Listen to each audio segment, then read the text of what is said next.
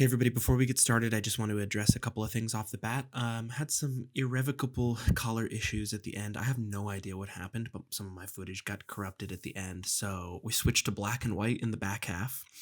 A little moody. It's fine. This is the 100th episode of the podcast, which first and foremost, I think I addressed this in the podcast as well, but thank you so much for being a part of this podcast throughout the many iterations of whatever this podcast is or will become. Thank you for being a part of it. I obviously did this episode with my dad. My dad is a 70-year-old man, and if you're watching this right now, Dad, this is no shame on you. I should have been a little bit more careful. There's a couple times when he bumps the microphone, a couple of times when his beard scratches on the microphone, so I had to do a little bit of audio work to clean that up.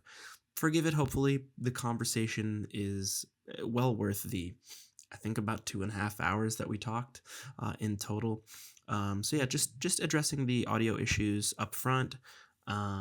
Doesn't change any of the content of the conversation. It was a great conversation. And then just again, the back half is going to be black and white just because of the irrevocable color issues. I don't know what happened. Regardless, I've been talking too long. Thank you very much for joining the A.D.H. Deep Dive episode 100. Cheers to the next 100. Love you guys. And let me know what you think of the episode.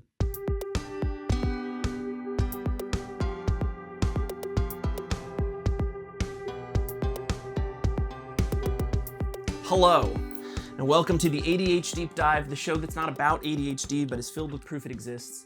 My name is David J. Mund. Today is episode 100. This is the 100th episode of this podcast. There's also a weird cosmic significance. Actually, first, let me first say, I am joined today by my dad, Mark McDaniel. We'll talk about that all in just a minute, but just to address the audience directly. There's a weird cosmic significance in today, and I don't know how this worked out. And I talked to you a little bit about it before we started a couple weeks ago when I was talking to you about joining the podcast. Today, if you are listening, at 10:30 a.m. is my 1 billionth second alive. So between the ages of 31 and 32, a person turns, it's like 31.6 years old. A person turns 1 billion seconds years old. How it worked out that the 100th episode lands on the release date, or that the release date of the 100th episode is my 1 billionth second on Earth, I don't know. But that felt cosmically significant enough that I wanted to have you on the podcast to talk about a little bit of my life from somebody else's perspective. But, first of all, hi. Hello. Okay, Dad. You were born December 19th, 1955. That would be true. Which means, as of the release of this episode, you are 2,213,308,800 seconds years old. Or 800 seconds old. That makes me feel older than I am. Okay, let's limit it a little bit. You are 25,617 days old. Okay? Since you were born, let's talk about a few global and national significant events, and I'm just going to rapid fire them. We'll talk about specifics. You'll have the opportunity to respond in a minute. Since you were born, Sputnik launched, the Berlin Wall was constructed, the Cuban Missile Crisis, the assassination of JFK, and Martin Luther King's I Have a Dream speech.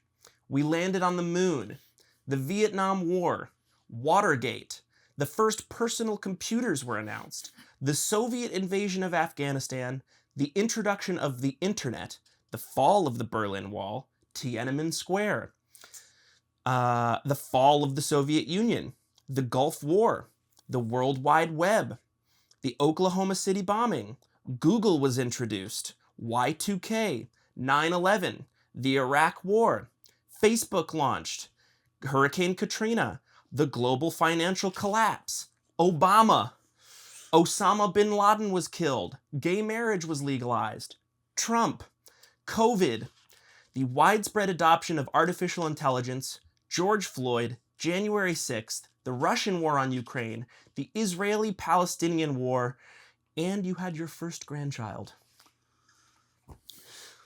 I need to drink Hearing all that, what do you think about that?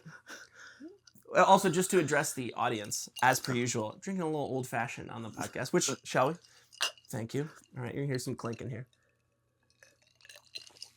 And again, just to address the audience and you here, obviously my dad has never done a podcast before. No, I haven't. So this is a fun little creative exercise for the both of us. But when you hear all that, knowing that you don't need to perform for the audience, this is just you and me talking, what do you think about that? How does that initially make you feel? It's pretty crazy because, I mean, growing up when I did, right after World War II, Mm-hmm. and knowing, when I was born, I knew a lot of people who were in the war. Mm-hmm. Relatives, I mean, not friends of mine, but, relatives and such. And then, the dawn of technology since 1955 is just, it's crazy. Right. I mean, I have seen so many firsts and lasts, but the firsts of everything, and it's just sometimes it's hard to wrap your mind around it. We were talking the other day, I don't know if it was in person or on the phone, but we were talking about, because my dad just turned 70. He's 70 years old in December. So we did a little surprise birthday party for him.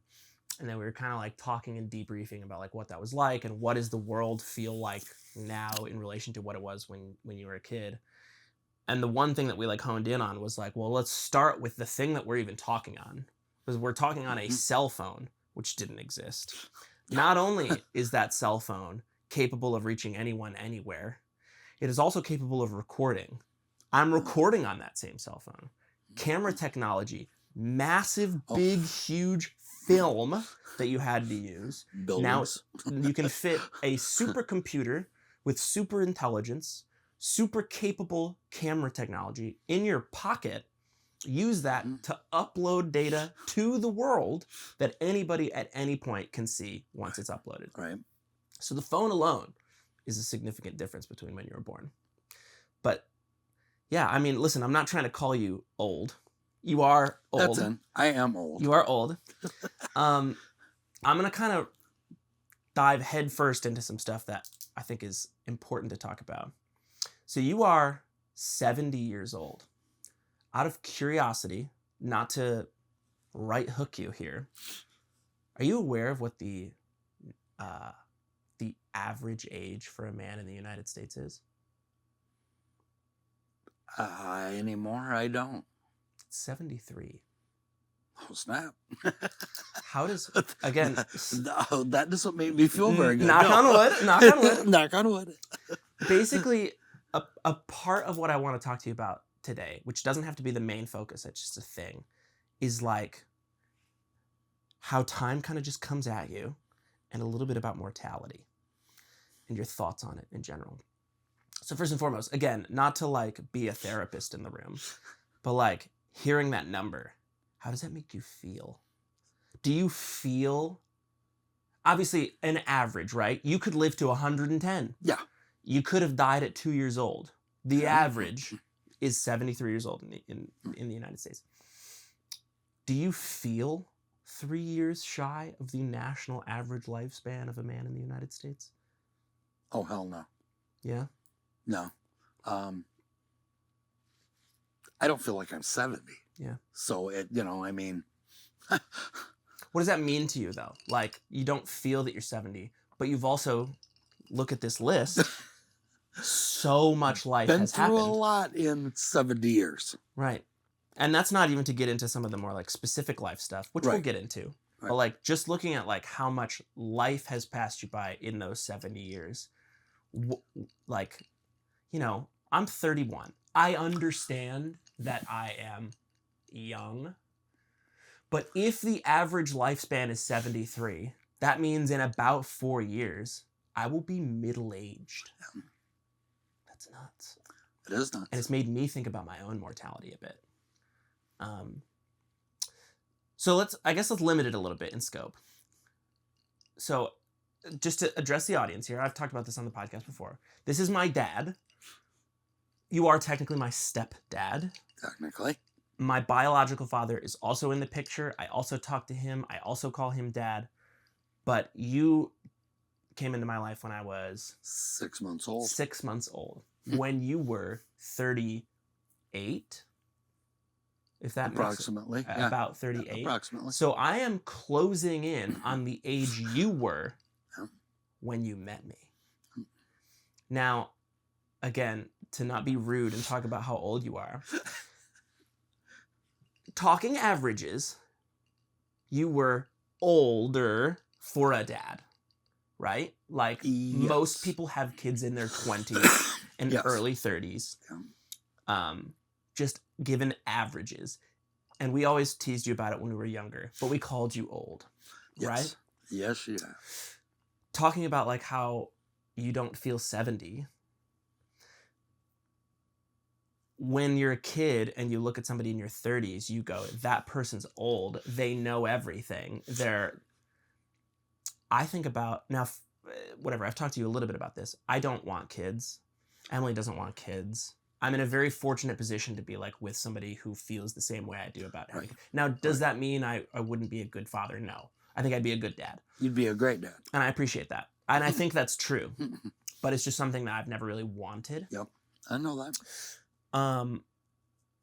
But when I looked at you as the old dad, knowing that you were not much older than I am now freaks me out a bit, because talk about not feeling your age. I don't feel old.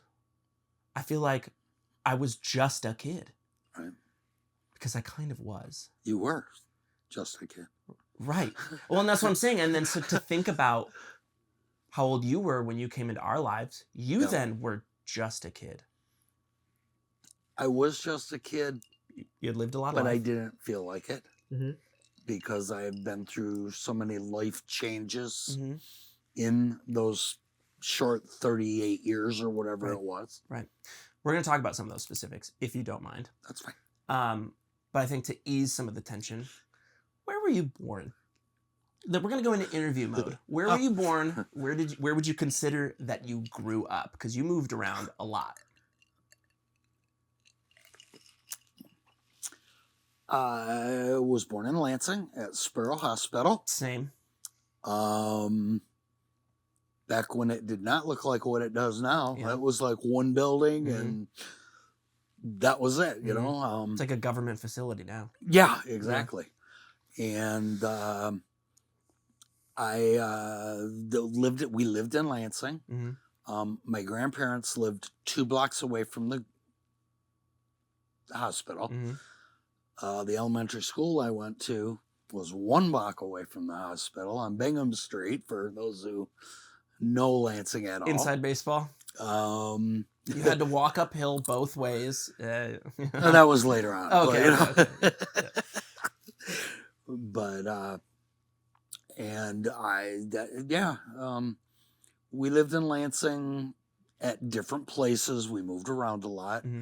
Now, when you say we, because this is important, who do you mean by we? Okay, I was wondering. Yep, we'll talk about where that. we wanted to go with stuff. Assuming that you're okay with all this. I'm okay. You know I am. Yeah. Anyway, my mom and I, Beverly, my father passed, as you know. Yep. My father passed away when I was 6 months old. Yeah. So my memory of that, of you telling me, is that it's maybe a little bit misconstrued. So if you're okay with talking about it, how did he die? He worked at Oldsmobile, and he was a maintenance person, and he was checking on the big exhaust fans that they have way up in the ceiling. So up on a big ladder. Actually, I think it wasn't even a ladder. I think it was like on a hoist or something. Okay. I think. I don't, Okay. Most of the stuff about my dad I didn't find out until I was probably 9 or 10. Well, you can't tell a kid what happened when what happened. He was working on the fan. To the best of my knowledge, something gave loose. He fell a ways, I don't know how long, and this exhaust fan fell on him, and he was DOA. So again, not to make it more gruesome than it is, it's a pretty, I mean, what a horrific experience. So to put it into simpler terms, he fell and was crushed. Yes. Right. I think I had some memory of you telling me that it was like, I don't remember that it was at like an auto shop, but I thought you were saying that it was like a Home Depot type, not a Home Depot, but like he worked at Oldsmobile. So that was when you were 6 months old. Yeah. My mom was pregnant with my brother Paul by 6 months. And God. Yeah. So obviously there was a lot of mental things. Sure. Not for me yet. Right. But this was your first loss. You didn't experience it consciously, but this was the first person in your life, directly or indirectly, who had passed away. When I was 6 months old. Right. Yes. So from there, and he was... Yeah, how old was he, do you know? He was 20... Already, that's crazy. He was like 23, I think. A kid. I think. That's a kid. Yes. And they'd only been married for just under a year, I think. And that was here in Lansing? Yes. Okay. So you and Grandma Bev moved to California from there. Oh, well. No? A lot in between there. Okay. Let's go to that then. Okay. Yep. A lot in between there. Yep. This is the difficulty of doing a podcast in under an hour 15. I'm like, okay, so then you went to where? Yeah. Because I don't want it to be an interview, but also it's yeah. There's some big stuff we'll get to. For knowing, from what I see that we're talking about, you want to know. Yeah, Go ahead. Some things. Go ahead. So anyway, so then my brother Paul was born a year after me, and he had a lot of issues when he was born because of my mother's mental state. I mean, a traumatized woman. Oh yes. Yeah. Yes. Who's now alone with 2 kids. They had her seeing some people for her mental health and everything else, obviously.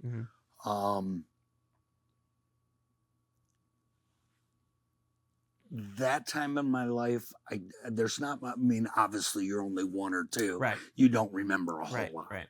Consciousness hasn't entered the picture yet. Yeah. But I know that it was probably 3 or 4 years later. So I was probably 5.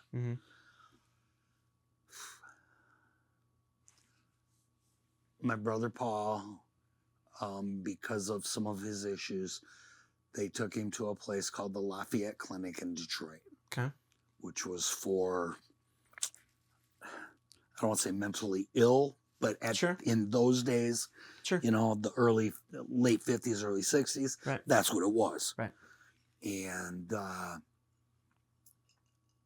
I ended up staying because my mom was in the hospital on and off a lot.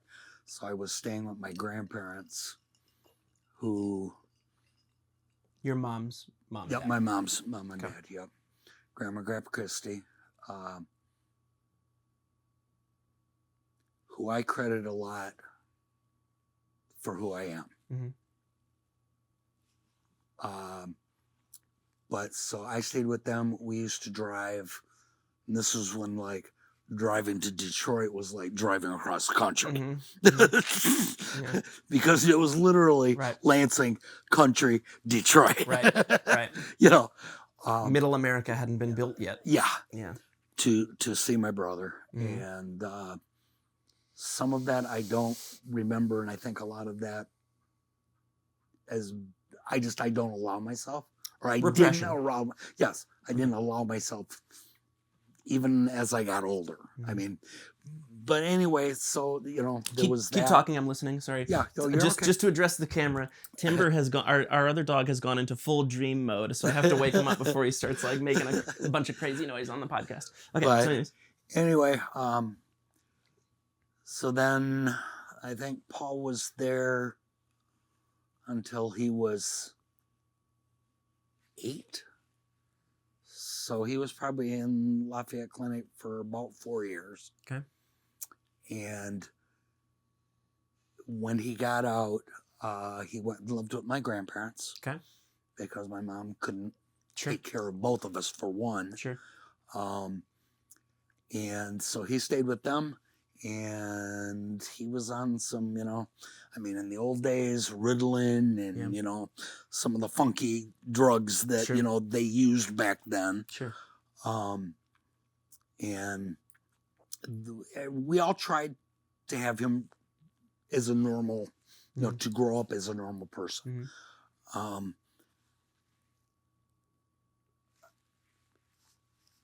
It's kind of, I don't know. Sorry, There's so much in between, right. And I don't want to get too, nope, that's what I mean. In depth. I will lead you where I think it's important to go.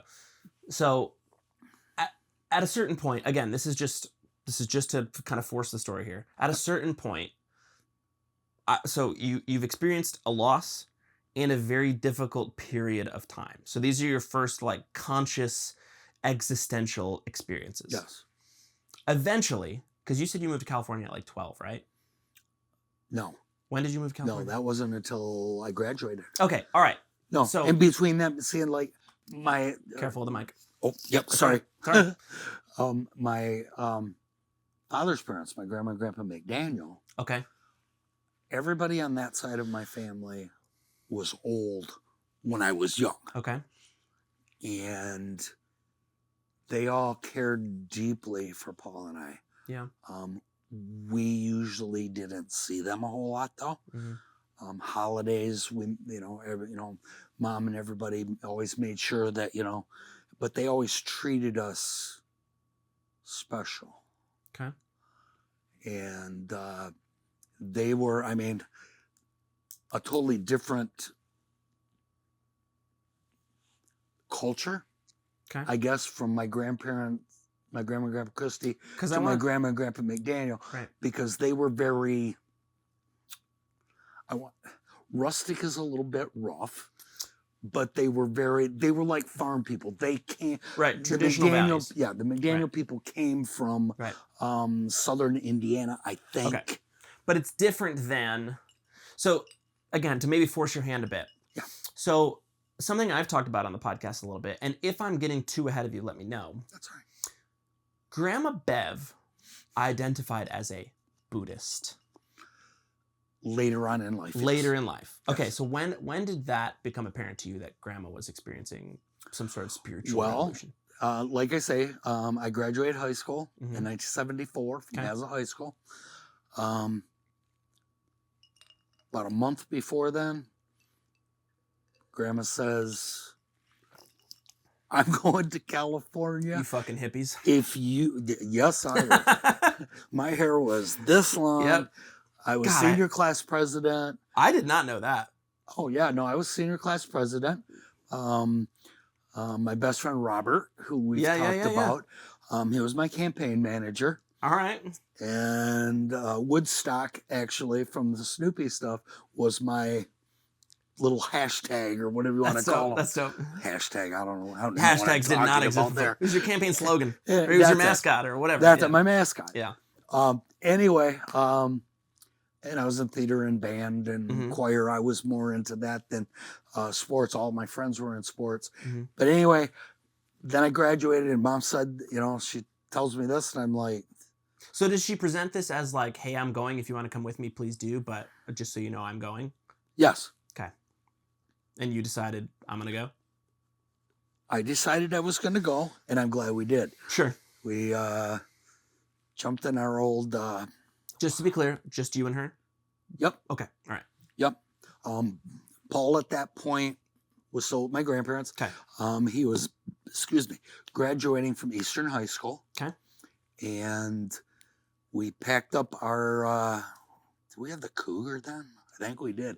We packed up our Cougar and we left Michigan and we drove to California. Okay. We stopped at little places along the way and saw strange things. And we actually drove to the top of Pikes Peak. Okay.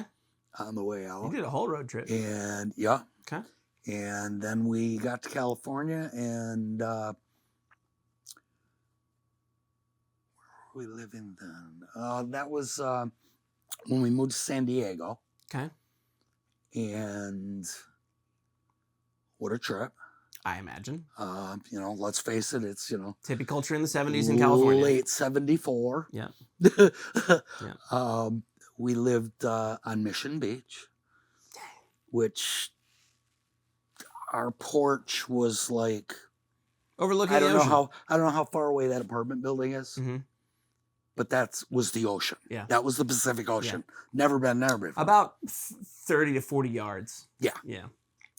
From our porch. Okay.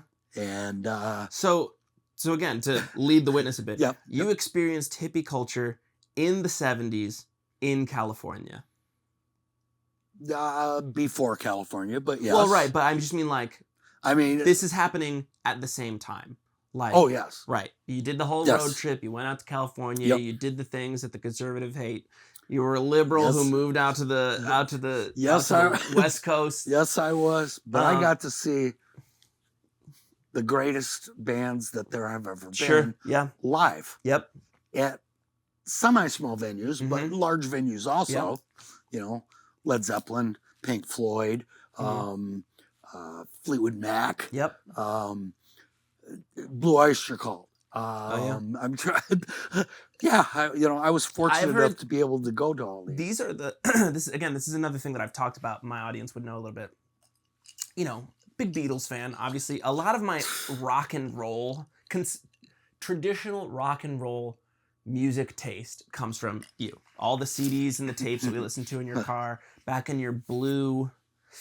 What was that car? Oh, man. It wasn't a Taurus. No. We got a Taurus after, because we had the blue car and the minivan, and then we got... Because the blue car was a stick shift. Yeah, what was that?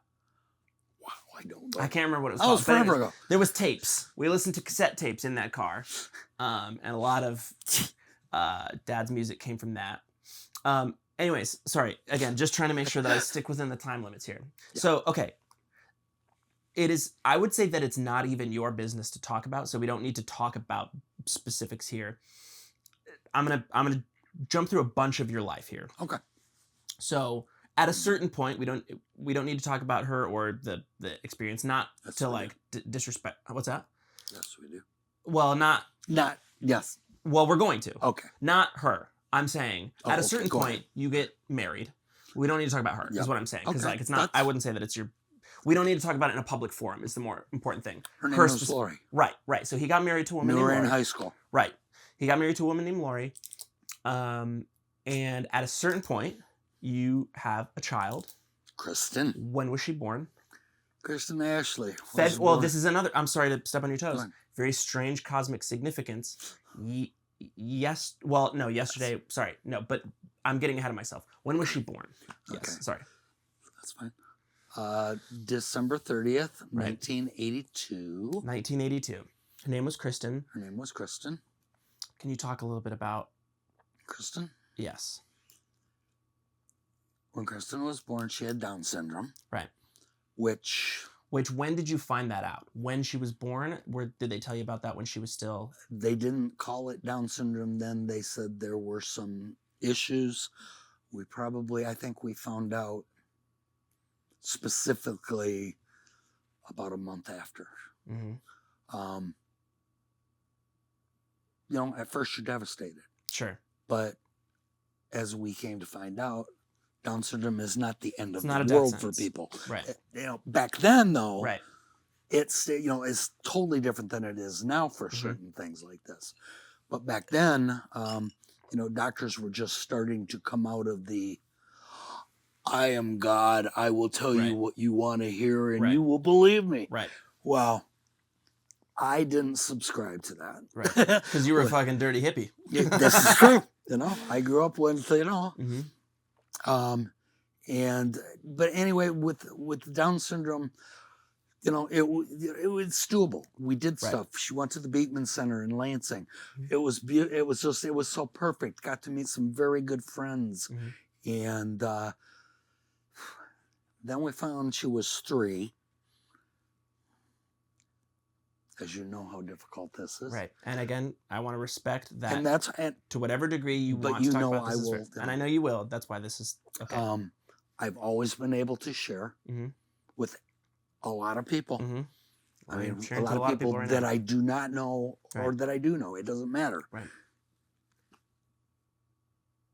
We found out when she was 3 that she had leukemia. A type of leukemia that, being white, female, and her age, she shouldn't have had. Right. Our doctor, Dr. Knickerbocker, called Lori and I to his office one day, and that's when he told us what was going on. Talk about being smashed into the stomach. Right. But, you know, fortunately, he was awesome. Got us hooked up with people from MSU, from the Oncology Center. Roshni Kulkarni, like I can remember her like it was yesterday. She helped us, Lori and myself and Kristen, through so much crap.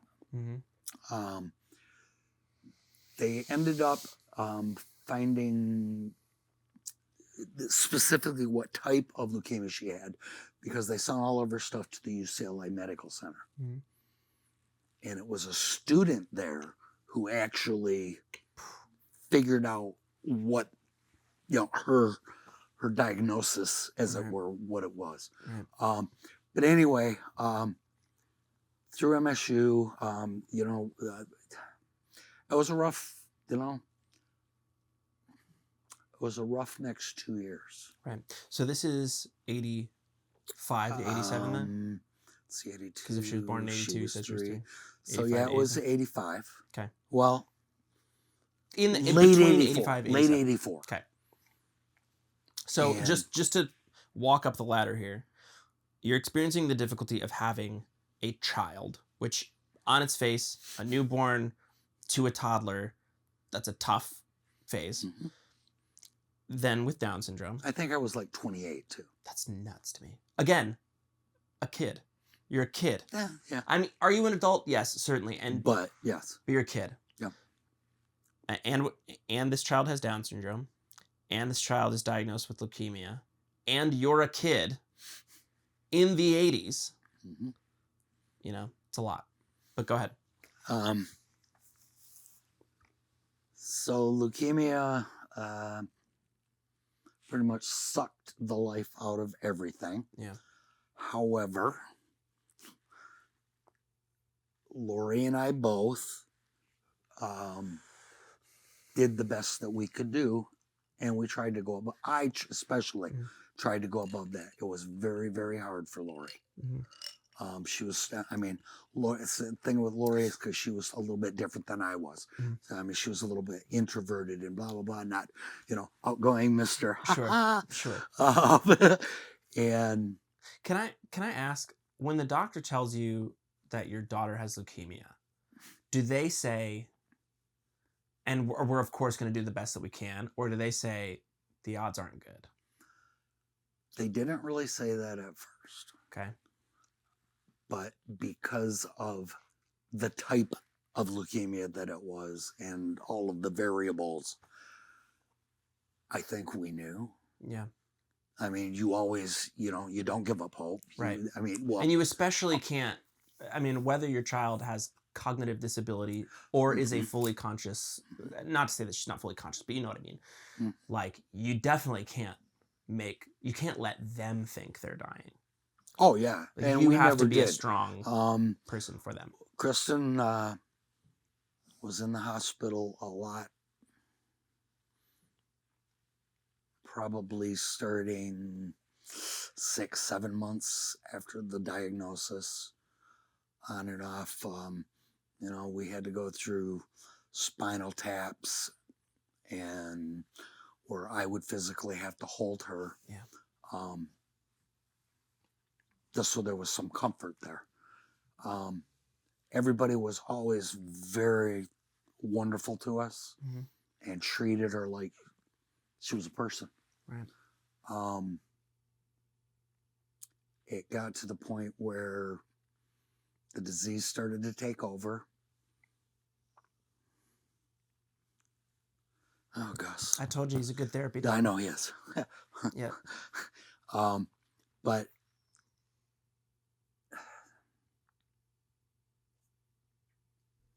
I understand.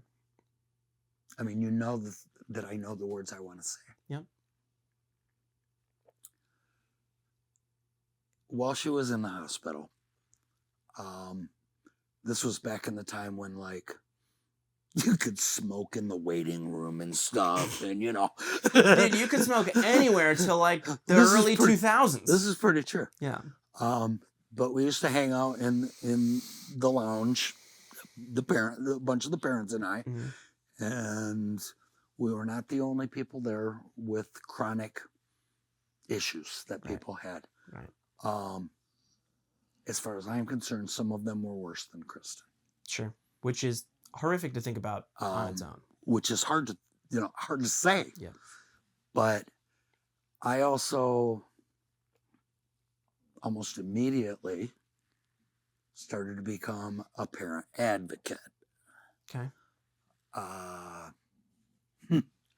To where I was talking other parents into telling their doctors, you can tell your doctor no. Right. You can tell your doctor, I want more information. Right. You can tell your doctor, leave them the fuck alone. Right. Which didn't sit too well with a lot of people. I can only imagine. Parents and staff. Right. Because some of the parents just, were, old school. Right. Doctors. And again, let's just beat this dead horse. You're a dirty hippie at the time, too. This is true, too. I was just I was kind of getting out of that a little bit. Anyway. It's all joking. But I always will be, yes. Right. That was my nickname in high school. Dirty hippie? I mean, no, just hippie. Okay, all right. Everybody called. Dirty hippie's a joke. Just I have people on Facebook who call me hippie now.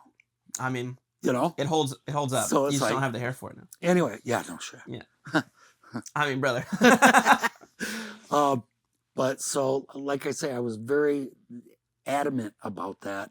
And there were a lot of times that, Sparrow Hospital at that time, too, it still is, but was a learning hospital. Right.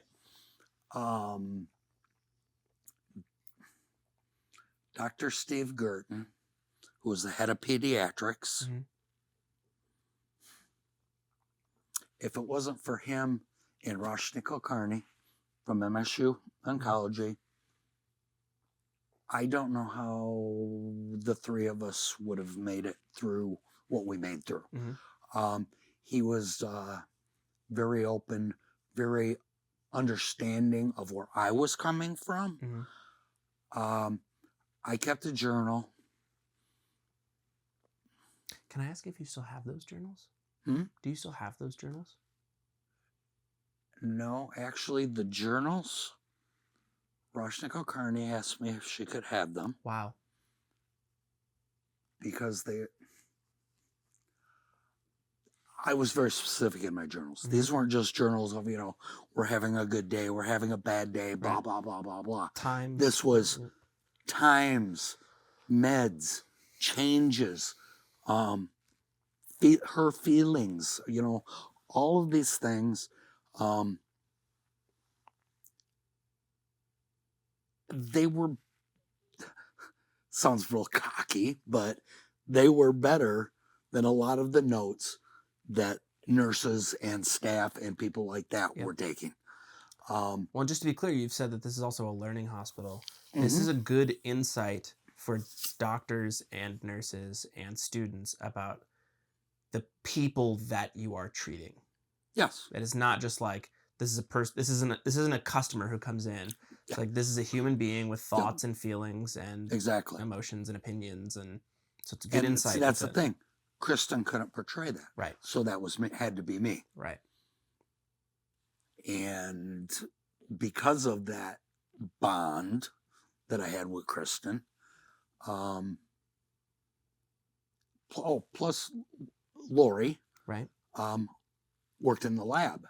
Oh, I didn't know that. Oh, okay, yeah. Okay. Yeah, Okay. Lori worked in the lab at Okay. Sparrow Hospital. So we had a lot. I know we're. It's okay. It's all right. We had a lot of ins. Yeah. Because of that. Okay. Getting lab tests done fast, Sure. getting, blah, blah, blah, people involved and stuff Sure. like that. And then, like I say, with Dr. Gerton and stuff, truly believing that I knew what I was talking about when I had no freaking clue. Right. But I was doing what was right. Right. Which is not necessarily believing, it's trusting that you are. Yes. You're not just some emotional parent. You are a person who's advocating for a human being. Well, we went through, like I say, so much stuff. On her 5th birthday. Which is December 30th? Which was December 30th,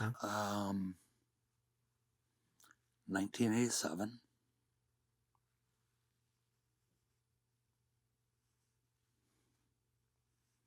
Which was 2 months before she passed away. Mm-hmm. We had a big birthday party and everything. However, she had gotten this infection in her back here that turned into an open, ugly. Sure. So we knew, well, she had been in the hospital for almost 8 months at that point, all the time. Mm. They let me take her home. Well, actually, we went to my grandparents' house, 2 logs away, for Thanksgiving. And one of my favorite pictures is my grandfather with Kristen laying on his belly sleeping. I know the picture you're talking about. You showed me that picture. Yeah. And so, like I say, we were able to do that. New Year's Eve, very good friend of ours, and also who was a nurse there, Dennis Wiersbicky, who I'm still in contact with. Oh, okay. Yeah. It was very good friends. Anyway, we went to his house for New Year's Eve party, Lori and I. Okay. We were convinced to go. Okay. Neither one of us wanted to. Sure. Convinced as in like a you guys need a day kind of way? Yes. Okay. And the thing is that that's the thing, we were fortunate for our family and our friends, and there were so many people who cared about us that wasn't, there was always people coming saying, why don't you guys go even down to the cafeteria and get something to eat, and we will stay here for a couple hours.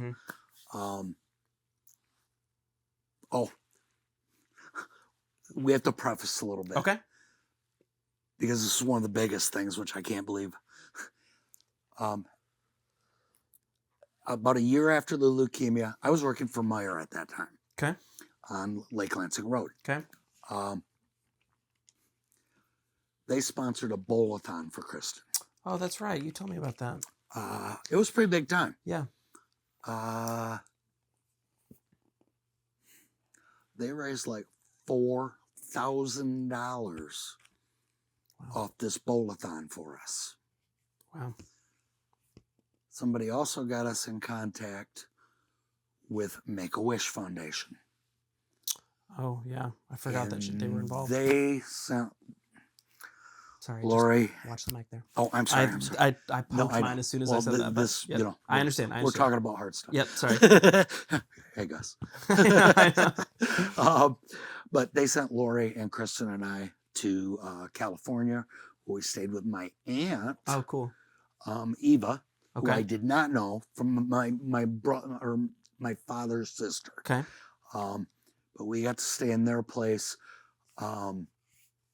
They lived 1.5 miles from the Rose Bowl, which you could see from their house. Pretty impressive. It was awesome. That's dope. Kristen had a great time. I'm sure. But anyway, yeah, that's just... And then when Kristen passed away, it's really strange because, like, nobody ever believes this, but on TV in her room, because there was nothing else to really watch, Sure. was watching Charles Brosnan in Death Wish. Oh. Now, no, I know. Why it just it happened to be on. It's not like Sure. I said, you know, all right. I should watch Death Wish. I right should now. watch Death Wish. But she passed away quietly and mellow, and we were all there. I also want to address today. Today is February 7th. Mm-hmm. She passed away February 6th. Yesterday was 38 years ago yesterday. Yeah. Which is surreal. Again, cosmic in that when you met me, you were 38 years old. I didn't think about that. Yeah. Again, it's a weird, like, I can't believe that everything lined up the way that it did. But anyway, yeah. So again, to be unfortunately like a host who's trying to... Yeah. So at this point, you're 30? 31? No. You had her when you were 28? Probably 33. Yeah, but okay. She was 5 years so again, old when I died. You are now just 2 years older than I am now. Basically. So at a certain point, and maybe there's not time to talk about this. Also, because you were talking about the loss thing. Mm-hmm. Because before that, before Kristen passed away, both my grandmother and grandfather McDaniel passed away. Mm-hmm.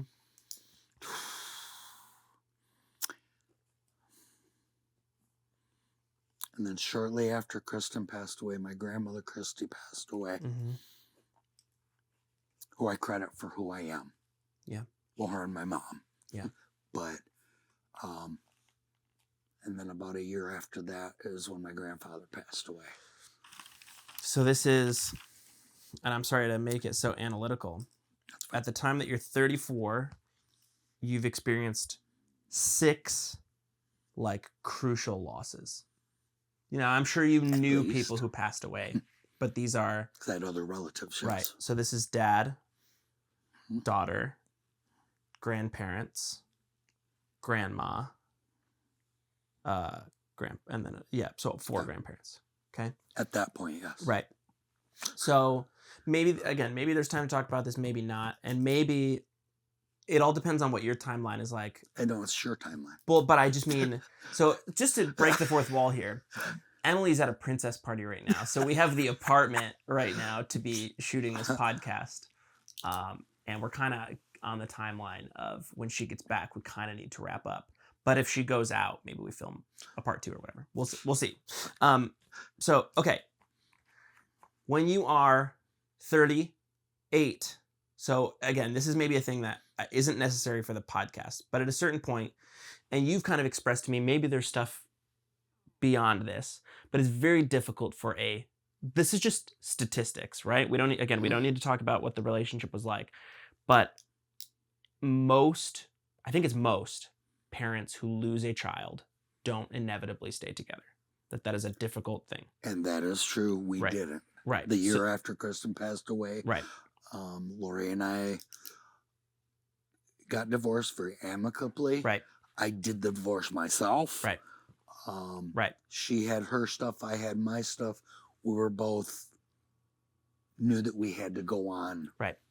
And that's what I mean. Like the specifics in between aren't necessarily important, but that's just, I would consider that a loss. It's a loss of a person. So we had grown apart. Of course. So much. Of course. That because everything we did was for Kristen. Right. Not us. Right. We didn't matter. And that's why the stats are not what they that are. We didn't matter, but right, but it's not it takes a back seat. So when your relationship is about one thing and that one thing is no longer there, why is the again, maybe there was more specifics or whatever. It's not necessarily relevant in this moment. All that to say, eventually you meet my mom. Years later. Yeah, this is so I'm gonna really jump the gap, and this is not. There's certainly room for you to do the podcast again, if for whatever reason we don't get into some specifics. Okay. This isn't just like a one-time thing. Can I go to the bathroom? Yeah, so we both have to pee, so we're gonna take a break. Okay, we'll be right back. Ladies and gentlemen, this is not a punk house, it's a punk home. You can find this banner and others like it, as well as this Silly Goose on the Loose hat, these etched mirrors, these custom charm bracelets, and so much more by heading to Cat and Crew, that's KATANDCREW.com, and entering the promo code Monday, that's MUNDAY, for 10% off your first purchase. Katie and Andrew, one of the first supporters of this show, have made a 10% discount available for A.D.H.Deep-Dive listeners. See store for details, of course, but they've got so many cool punk home products, decor. You don't have to be a punk. That's okay. That's all right. Tattoos for your home, koozies, wall banners. So again, if you want this is not a punk house, this is a punk home banner. If you want this silly goose on a loose hat, if you want etched mirrors, if you want custom charm bracelets, so much more, go to Cat and Crew, KATANDCREW.com, enter the promo code Monday, that's MUNDAY, for 10% off your first purchase. Thank you very much to Katie and Andrew for sponsoring the show. Let's get back to the podcast. All right, we are now back from our pee break. The lighting is... Hello. The lighting is significantly different, so be it, whatever. Come on, Gus. Come on up. Come on, Gus. Okay, so you said that there was something that you wanted to add, but... Well, go ahead, yeah. Real quick. Because it has a lot to do with where I was then and where I am now. Mm-hmm. Obviously, with Kristen passing away and getting divorced, Sure. which, I mean, the divorce thing sounds really strange to say, but wasn't that big of a thing? Right. For me. Because you were saying it was amicable. It was a thing that felt like it was inevitable. It was a thing that was going to happen. It wasn't something that blindsided you like death. With Kristen,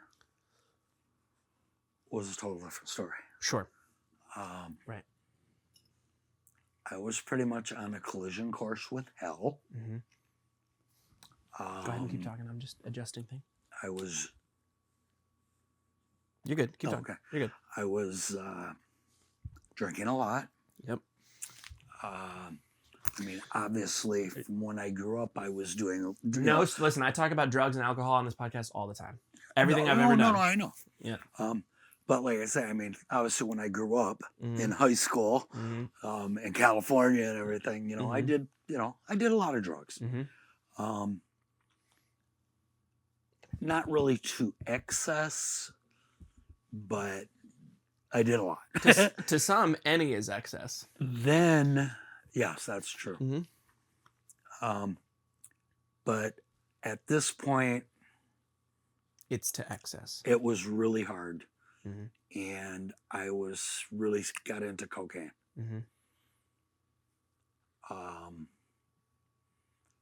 Fortunately, because of the same family and friends and everything that got us through during Kristen's short little life, were there to pull me back. Sure. And even though I didn't know it for quite a while, that was a time that, I don't know, made me think about everything in my life that I can remember, because there's a lot of stuff that I've tuned out. We've talked about repression. Yeah. When I was little, and I mean, it's like, it's weird because, like, listen to Mom talk about school and all of these things and doing things with family and all that. I don't have a lot of those memories. Right. And just to be clear, that's what trauma does to someone. Yes. Yeah. Yes. Yeah. And I mean, let's face it, I was traumatized when I was 6 months old, and I didn't know it.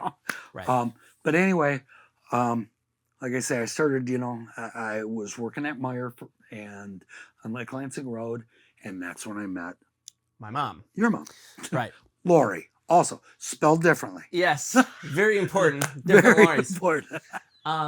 So again, I think it almost makes sense for you to be back on the podcast anyway, because there's a lot of my life that can only be explained by you. Listen. Yeah, well, let's. So from my own perspective, right, we've talked about, I'm talking to the audience now, we've talked a lot about what it was like for me as a kid with whatever semblance of mental health issues that were unrealized, at a certain point undiagnosed, Okay. How do I want to talk about this? So I get very vulnerable on this podcast, obviously, as you can tell. And this is where I think maybe another episode is more relevant, because maybe that's not what this episode is about. That's why I think Deep Dive is a great... It's an ADH Deep Dive. Is a great title for the show that's not about ADHD, but is filled with proof it exists. Right. Right. I had a very difficult childhood in a way that I don't think is, and again, I want you to hear my heart here, not my words. I don't think is your fault, but I don't take full accountability for it because I am, at this point, a kid, right? Mm-hmm. So I don't want to throw anybody under the bus, and this is not my place to blame anybody for my issues. When you meet Mom, she is still with my dad. Mm-hmm. So it's me and Haley at this point. Because she worked at Meyer. She worked at Meyer. They worked together. Yeah. She is still with my biological father, who I'm going to say I so deeply doubt is listening right now. But if I am to talk to the universe, I have to say, I love my dad. I have a lot of love for my dad.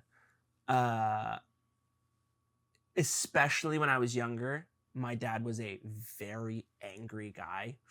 And I learned a lot of my anger responses from him. And I am of the ilk of kids who have the "my daddy didn't say he loved me enough" crew, okay? And that leads a kid to be very resentful, very angry, very self-conscious, very needing of love, but refusing of the love that he gets. And so that made me specifically resent you and Mom growing up. Is because at home, at your house, okay, again, eventually at a certain point, my mom and dad get divorced. You two get together. You end up getting married. You have my little brother, Jacob. And again, these are all things we can talk about on a future episode, but this is just to quickly spark notes all this. Technically, at your home, I had two parents who loved me, who cared about me, who supported me, who let me do whatever I wanted to do creatively, who encouraged the creativity, who said the words, "I love you." And then on the flip side, again, to the universe, I love my biological father. He's come a long way, especially. I don't think that he's listening, but I don't hate my dad. So I'm not. Can I interject there? Please. I don't either. Right. That is important. I'm sure we'll get to that is important. That is a big deal. We are now. I mean, my biological dad came to your 70th birthday party. Yep. That's pretty much where we're at. Like, the families have healed in some semblance of a way, and everybody's a human being with their own faults and their own whatever. But everybody's grown up from when I was a kid. But where we came from is, I have at my biological dad's house a dad who's not really great at saying "I love you" or being kind or patient. And then at my house, or at your house, a dad who says "I love you" constantly, who supports the creative endeavors, who encourages you to be a kid. And I was significantly worse behaviorally at your house than at my dad's house, because my perspective was, I can do whatever I want at your house because you still love me. But if I'm yearning for someone to say "I love you" at my dad's house, I better be on my best behavior, because if I don't, he'll never say "I love you." And that was very hard for me growing up, because I was, and there's only a few specifics I want to get into, because some of them are deeply embarrassing to think about. And you know the one. I don't think I'm comfortable yet talking about that. No, we don't need to go there. Some people know. Oh, whatever. We don't. Could you actually look on that clock and tell me what that says? Can you see that or no? Where? Okay, right here. 3:55. Okay, so we got about. We're gonna have to do a. We'll pause when Emily gets here. We'll finish the podcast. Yeah, because there's a lot more to talk about. So, anyways, I didn't realize this is what we were. This is what I mean. Yeah. How this was going to This is the go. A.D.H. Deep-Dive, So. right. I didn't know what the hell we were going to talk about. Yeah, well, listen to the podcast, motherfucker, and maybe you'd know. Anyways, recognizing a few things. One, I'm just a kid. Two, you are your own independent human being with your own traumas and your own history and your own loss. At the time, even though I knew I loved you and you loved me, we did battle. There were a few times when I would claim, I hate you. And you would be like, well, yeah, motherfucker, I hate you too. You didn't say I hate you. I would never tell you that. Here's one moment. Again, this is living proof that I love him and he loves me. We're sitting together, we're talking, we're having existential conversations over a drink, and we talk all the time.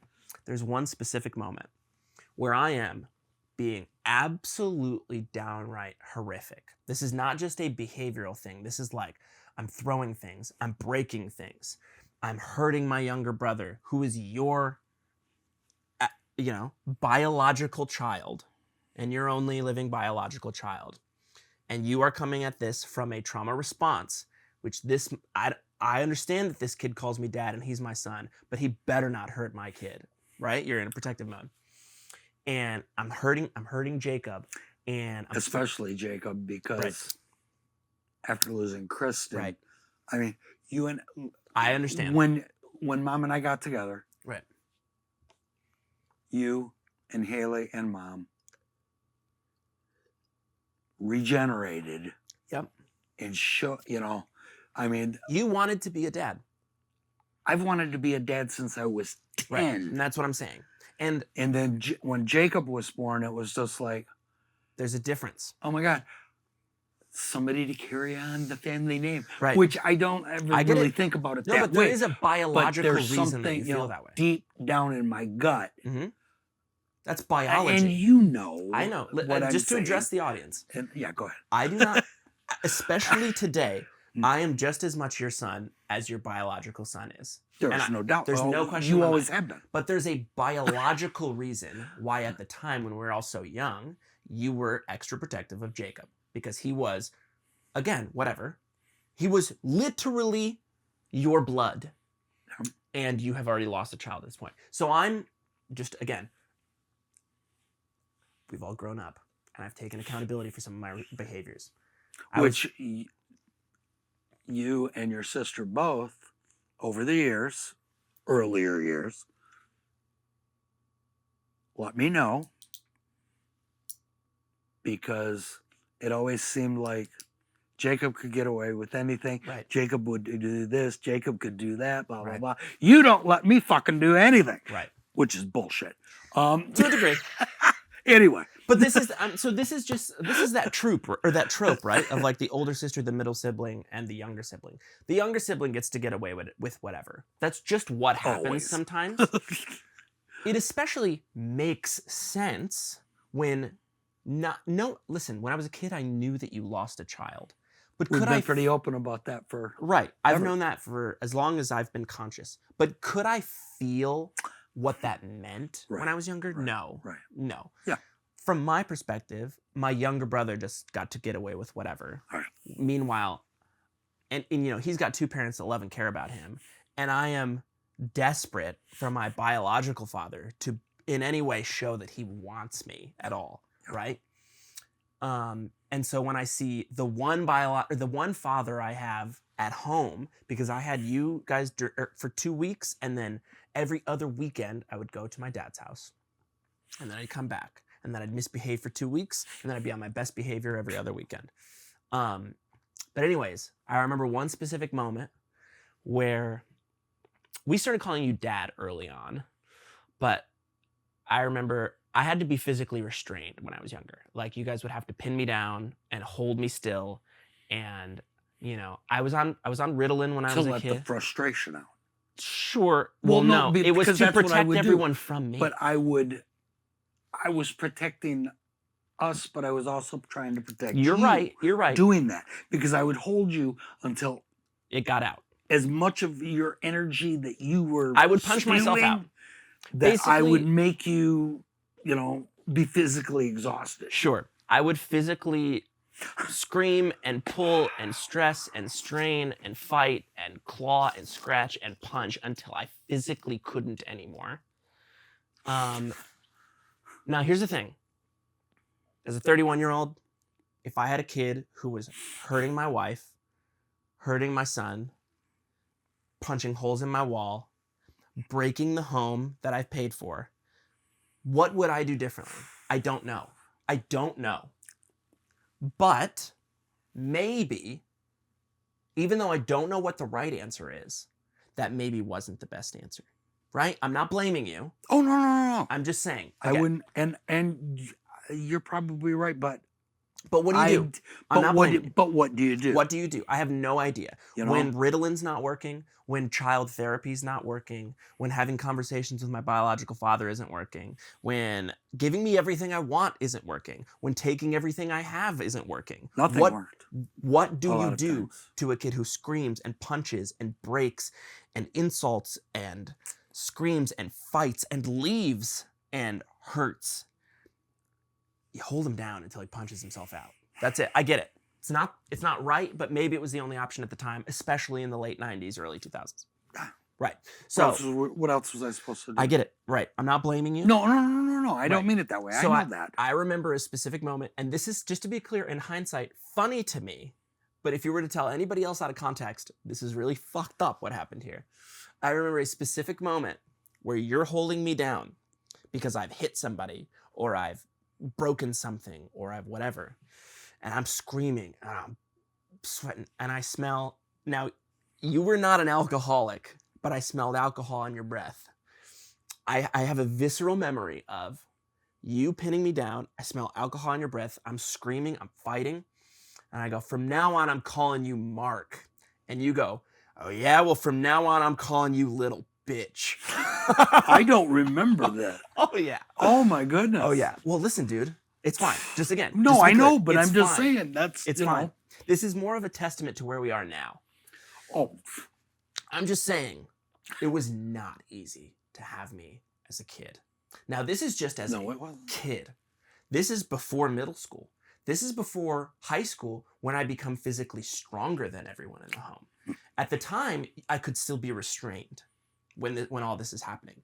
Again, I'm in therapy. I'm being medicated. I'm being, disciplined. I'm being let free to do whatever you want. You guys tried everything, and nothing worked. And do I blame you for that? Not necessarily. Who knows what the best way to handle that was? But it created traumas in my own mind. That have some sort of an effect on me today, which again, I just want to tell to the universe or to you specifically. If it didn't, there would be something wrong, right. David. I do not hold against you. You Because again, I would have done significantly worse. Because what did I see when I went to my dad's? You guys didn't hit me. You restrained me. Mm-hmm. My dad slapped the shit out of me. My dad would hit me with a belt. My dad would make me stand in the corner with my hands above my head until it physically hurt. My dad would give me physical labor. My dad would, again, if he's listening, which I doubt he is, I do love you and I understand. Again, I'm not talking to you specifically if you're listening, but I also doubt that you're listening. I'm just saying I don't hate my dad. My dad would call me an idiot. My dad would withhold I love yous. My stepmom at the time would do everything she could to beat the shit out of me. And yet, I was so well behaved there because I wanted them to say I love you. Because you know what would happen? Is you'd pin me down. You'd say, from now on, I'm calling you little bitch. You'd send me to my room. Sorry, I'm going to cry here. And then I'd go into my room. And then you would come in and you'd talk to me. And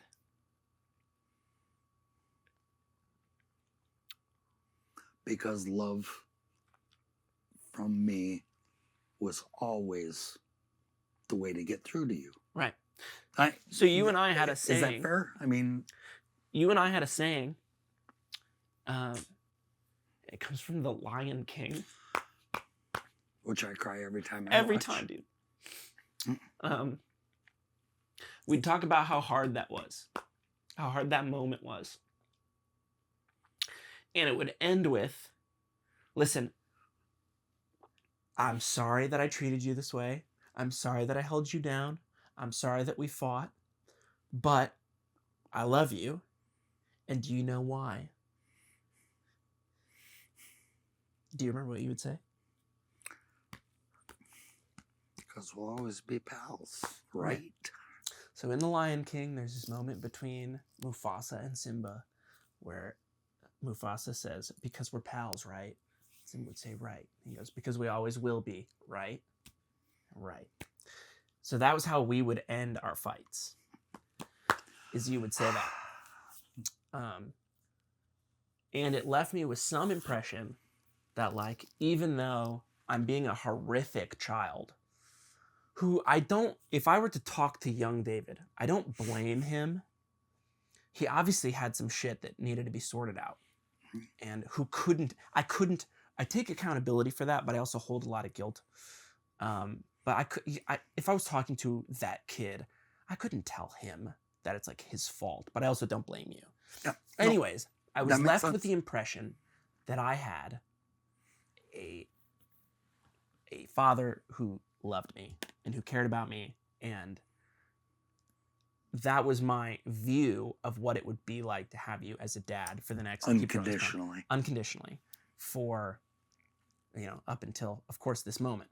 Now, of course, I have to look at the time because Emily's going to be here in like 2 minutes. So what we're going to do, we're going to have to do a part 2 if you're fine with that.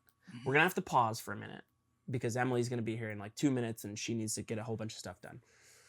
We're going to have to speed through the second half, but I'll pause here because this, whatever. I'll put an ad in here. To pause. I'll put a commercial in here. And then we will come back.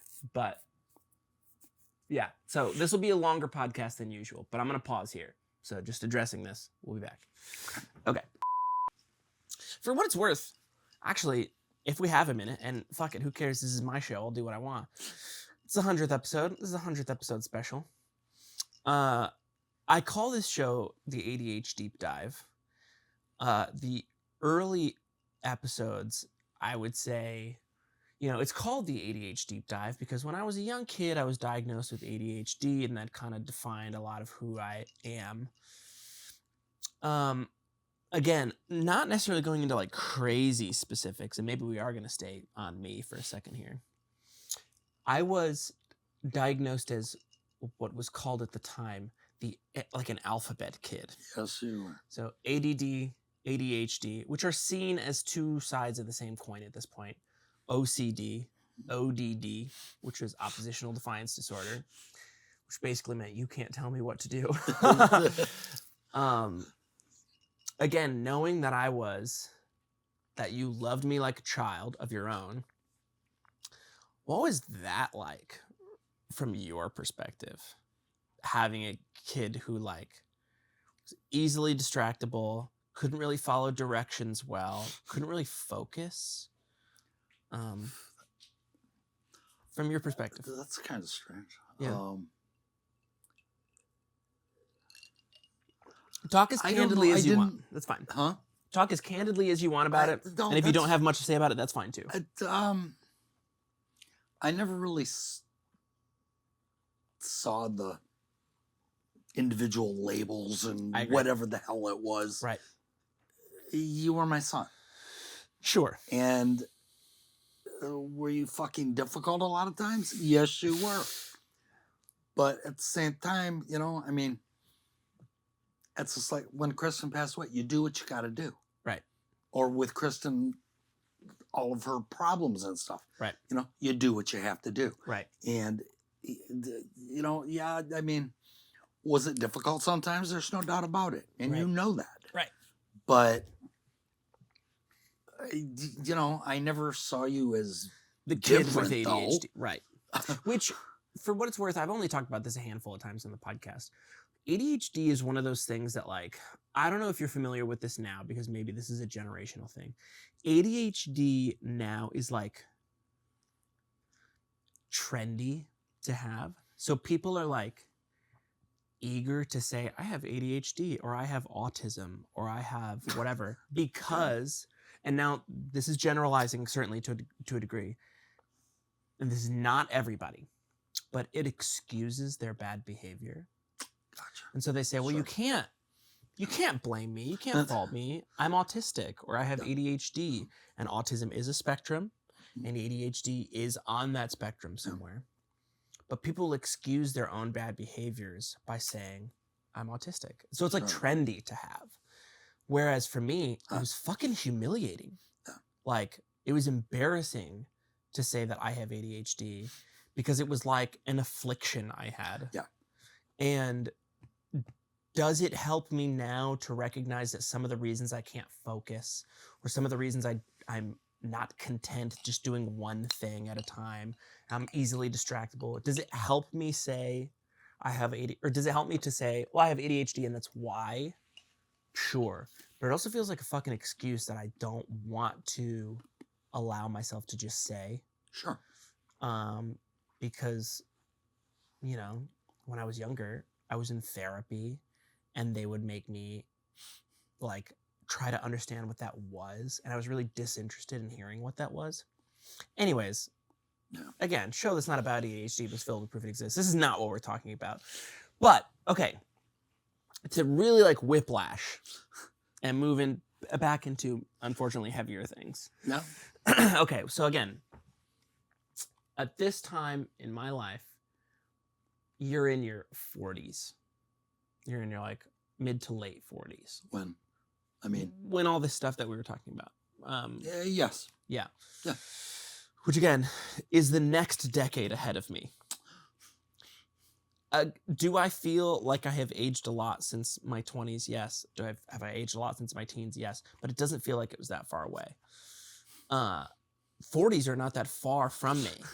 And again, I just saw you, not to take a dig, I saw you as the old dad because you were older than a lot of the dads. Yep. You know? And you certainly weren't a kid, but you had also lived a lot of life at that point. Mm-hmm. So maybe I have the timeline wrong. And this certainly isn't as important on the scale, but this eases us into what will inevitably be the last portion of this podcast. Okay. We had a family dog named Casey, right? We had a couple other pets before that. Yeah. But before then, I'll just interject. You didn't have any. I've had 2 pets in my life. Mm-hmm. One of them was my grandparents' dog, Holly. Mm-hmm. It was a Cocker Spaniel. Mm-hmm. And when was it? It was after I moved back from California the first time. I was living by myself. I had a finch. The fuck is a finch? They're little birds like this. Oh, and, okay. Yeah. His name was Magic. You know, okay. Big MSU fan, and that was back when Magic was playing and stuff. And so, but anyway, his name was Magic. And yeah, that's the only 2 pets I've ever had in my life. Okay. Because for one, my mom couldn't have pets around. Allergic? And I always lived with her. Allergic? Yeah. Okay. And, you know, so was I. I mean, cats and I still can't get along. That's a shame. I have said when these guys go, which again, to the universe, will be the most horrific days of my life. Huh? No question. I'm really ready to have no pets. I need a time where I have no pets. I need to like know that freedom because I've never had that. Yeah. Will I miss them? Certainly. It will be devastating, and I will miss them every second of every day. Because they're like your children. Yeah, it's the closest thing I'll ever have to children. You know? Exactly. But I'm ready for what that will feel like. Come on, Tim. I'm ready for what it will feel like. Here comes Timber. Hello. To have no pets. Just from the like, I don't need to have anybody sit them. You know, I can just leave the house without needing to like worry about them being fed or let out or whatever. Yeah. Lay down, Tim. You know, Emily's got a dog. So there's now 3 pets. I'm talking to you behind the backside of Tim. Lay down, Timber.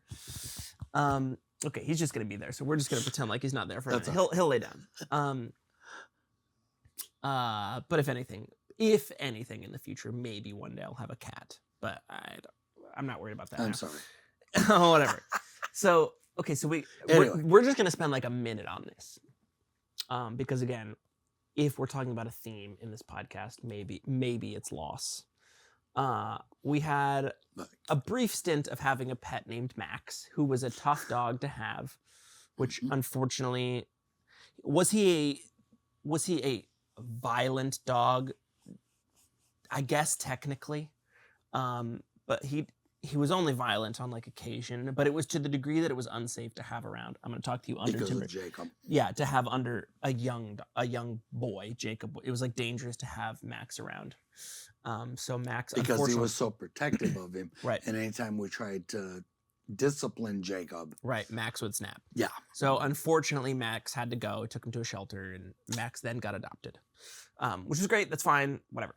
And besides fish and hamsters and guinea pigs or whatever, the next pet that we had, Rusty. You know what? We're going to spend a quick second on Rusty. Actually, I knew we were going to go there. Timber, lay down. Because I've talked about Rusty recently. Okay, you know what? You talked about this earlier in the podcast, when you were talking about your dad, that like you can't tell a kid something horrific. You have to either lie to them or fudge the truth a bit. You can't give them the whole truth. You guys did that with me for Rusty. You said Haley. Well, Haley, because Haley came to me. Devastated. Haley was the one that told me. You told me because we had a whole Rusty was a guinea pig. We had a whole burial ceremony for Rusty where we put him in a shoebox, and I'm putting air quotes here. Put him in a shoebox, buried him in the backyard. Under the snow. Under the snow. Went out and dug a hole and everything. Right. What I came to learn Said later little on, words and shit and the whole thing. What I came to learn later on is that we didn't bury Rusty. You threw him in the garbage. Which is fine. It was the middle of the winter time. What the hell was I supposed to do? Of course you did. But we took a shovel out, lifted snow. We didn't get into the frozen ground. We just lifted snow and buried him under the snow. And me, as a little kid, was like, this is a burial. But really, they just threw him in the dumpster. Yeah. Which is fine. Of course you did. That makes total sense. But anyways, all that to say, the next pet that we had was a dog named Casey, who was a Beagle Blue Tick, who was our first, what I would consider, family pet. We had Max for a little bit. We had Rusty for a little bit. But Casey was a choice that you made. Where did we get Casey from? From the shelter. Yes. Right. Which my understanding is, and fill in all the details that you want, because we should only spend like just a couple minutes on Casey, but it's important to the family dynamic. Is my understanding is you were adamant that we are not getting another dog. That was true. We're not getting another dog. We don't need another dog. I don't want another dog. The family does not need to have another dog. And yet, the story goes that Casey kind of chose you. Well, there's no doubt about it. Yeah. We went to the shelter, and I mean, some tear-jerking moments and stuff, but whatever, Mm-hmm. Back then it was like, like I say, I never had pets, so I didn't. You didn't have the same emotional attachment. I didn't. Yeah, I mean, Mom had grown up with, pets and stuff, and the emotional aspect and everything, but. Mm-hmm. And then there was Casey, who again, just little sort Beagle of Blue Tick. like radiated something to my aura. Because, I mean, I could say it that way because that's what it was. Right. I mean, it was just so. The moment, it's like falling in love with your true love forever and ever and always. But our eyes met, and that was it.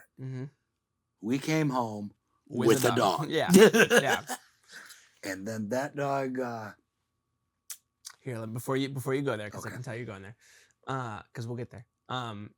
We had Casey for what felt like an eternity as a kid was actually a very short period of time. I had Casey for 9 years. You know, the beagle plus blue tick of it all. She howled.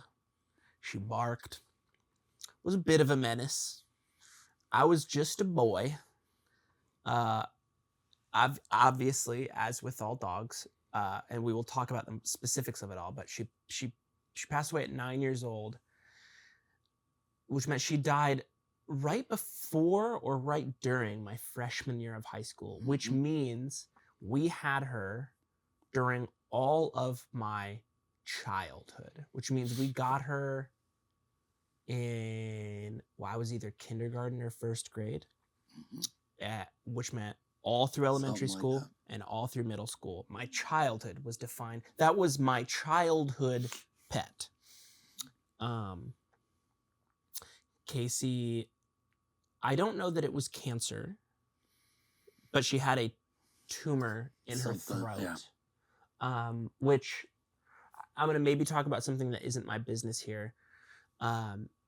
Emily's mom has a dog that just passed away from the exact same thing. So when I heard that they were going through that, that was like, oh, I know, I understand that. And I remember as a kid knowing that Casey was sick, and the morning of her being put down, I was about to go to school, and you and Mom were up before I was, and you guys specifically told me that I should say goodbye to Casey, because she's going to have a tough day today. She's going to go to the vet, because, again, she was sick, but you did not tell us that she was going to be put down. You said, she just got a vet appointment. She's going to have a tough day, so you should wish her luck, give her lots of hugs and kisses before you go to school, because she might have to stay the night at the vet. That's what you told me. And I remember all three of us kind of hovering over her, giving her kisses. You know, she had this pouch on her neck, which is where the tumor was. And it didn't hurt her to touch. It made it harder for her to swallow and breathe and whatever. I've talked about this on the podcast a couple of times. And listen, growing up, I thought this woman was the devil, but I came to learn that she was actually a very sweet woman later on. We had a bus driver named Judy. How was this? It's relevant. Judy was always an old woman who had, you know, the old woman neck goozle. And so when she'd yell at you, which she yelled at me a lot, her neck goozle would flop around. And again, I learned that she's a very sweet woman later on. But we would take Casey's little neck goozle and we'd move it around as if Casey was yelling at us like Judy. And I remember the day that Casey got put down, which again, I'm just being told is the day that she's being taken to the vet. All three of us are on top of her, giving her love. We're shaking her little neck goozle. And I remember walking out the door and you and Mom were crying, but I could not have known why. Because I didn't know. I didn't know. One of the toughest things at that point that we had to deal with. Right. Because this is the family dog. And she was. And I mean, everybody loved her and she loved everybody. And we did everything together. Right. You know, she would sit up, you know, at night with me and watch TV while you guys were asleep. Or pretending you were asleep, crawling out the window in the bottom of the basement. Hold on. You knew? Now I know. Did I know then? No, I did not know. Oh, good. Yeah, I used to sneak out. Especially Haley. Oh, yeah. Oh, especially me, brother. Well, I did. Anyway. Let's not that's go for a future episode. That's it. Yikes. You know, my perfect little kids, you know. Yeah, well. Yeah, I know. Yikes. But, you know, she would sit there and, you know, 2 or 3 Chips Ahoy's for me, 1 for Casey. Yeah. Yeah. And that was, you know, but like I say, and then, I mean, the decision. I mean, there wasn't. Let's it talk was about a that. decision that needed to be made. Let's talk about that. Because again, it's my show. I'm gonna do whatever I want. We're gonna go long. This podcast is gonna be a little long. Let me put it into my own perspective. Yep. Gus is 15 years old, 6 years older than Casey was. Judah is 13 years old, 4 years older than Casey was. I have had a handful of occasions where in my life I've gone, this is it. Like this week will be the week that I decide that they have to be put down. And miraculously, time after time, they've either bounced back or I've gotten their surgery or whatever. I've gone into debt to get all their teeth removed or whatever. Whether that was the financially responsible decision or whatever. There will come a day, probably even soon, where all of a sudden it is not fair to them to keep them alive. And that's where we were at. Right. That scares me a lot. Yep. Because will they be ready to go? Probably. But do they have the cognizant understanding of what that will be like? Not really. Who knows? But it will be up to me to decide that it's time for you to die. And that is like powers of God that I don't want. Yep. What is that like?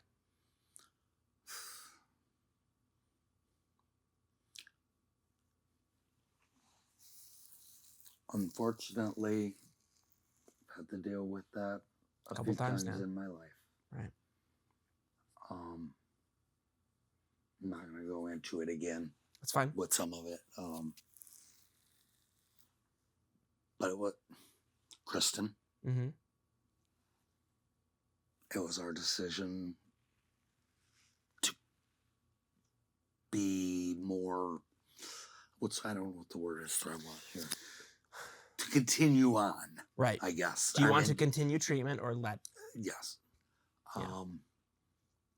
And then with other things, but then, then there was Casey, who was a family dog, but whoops. It's all right. But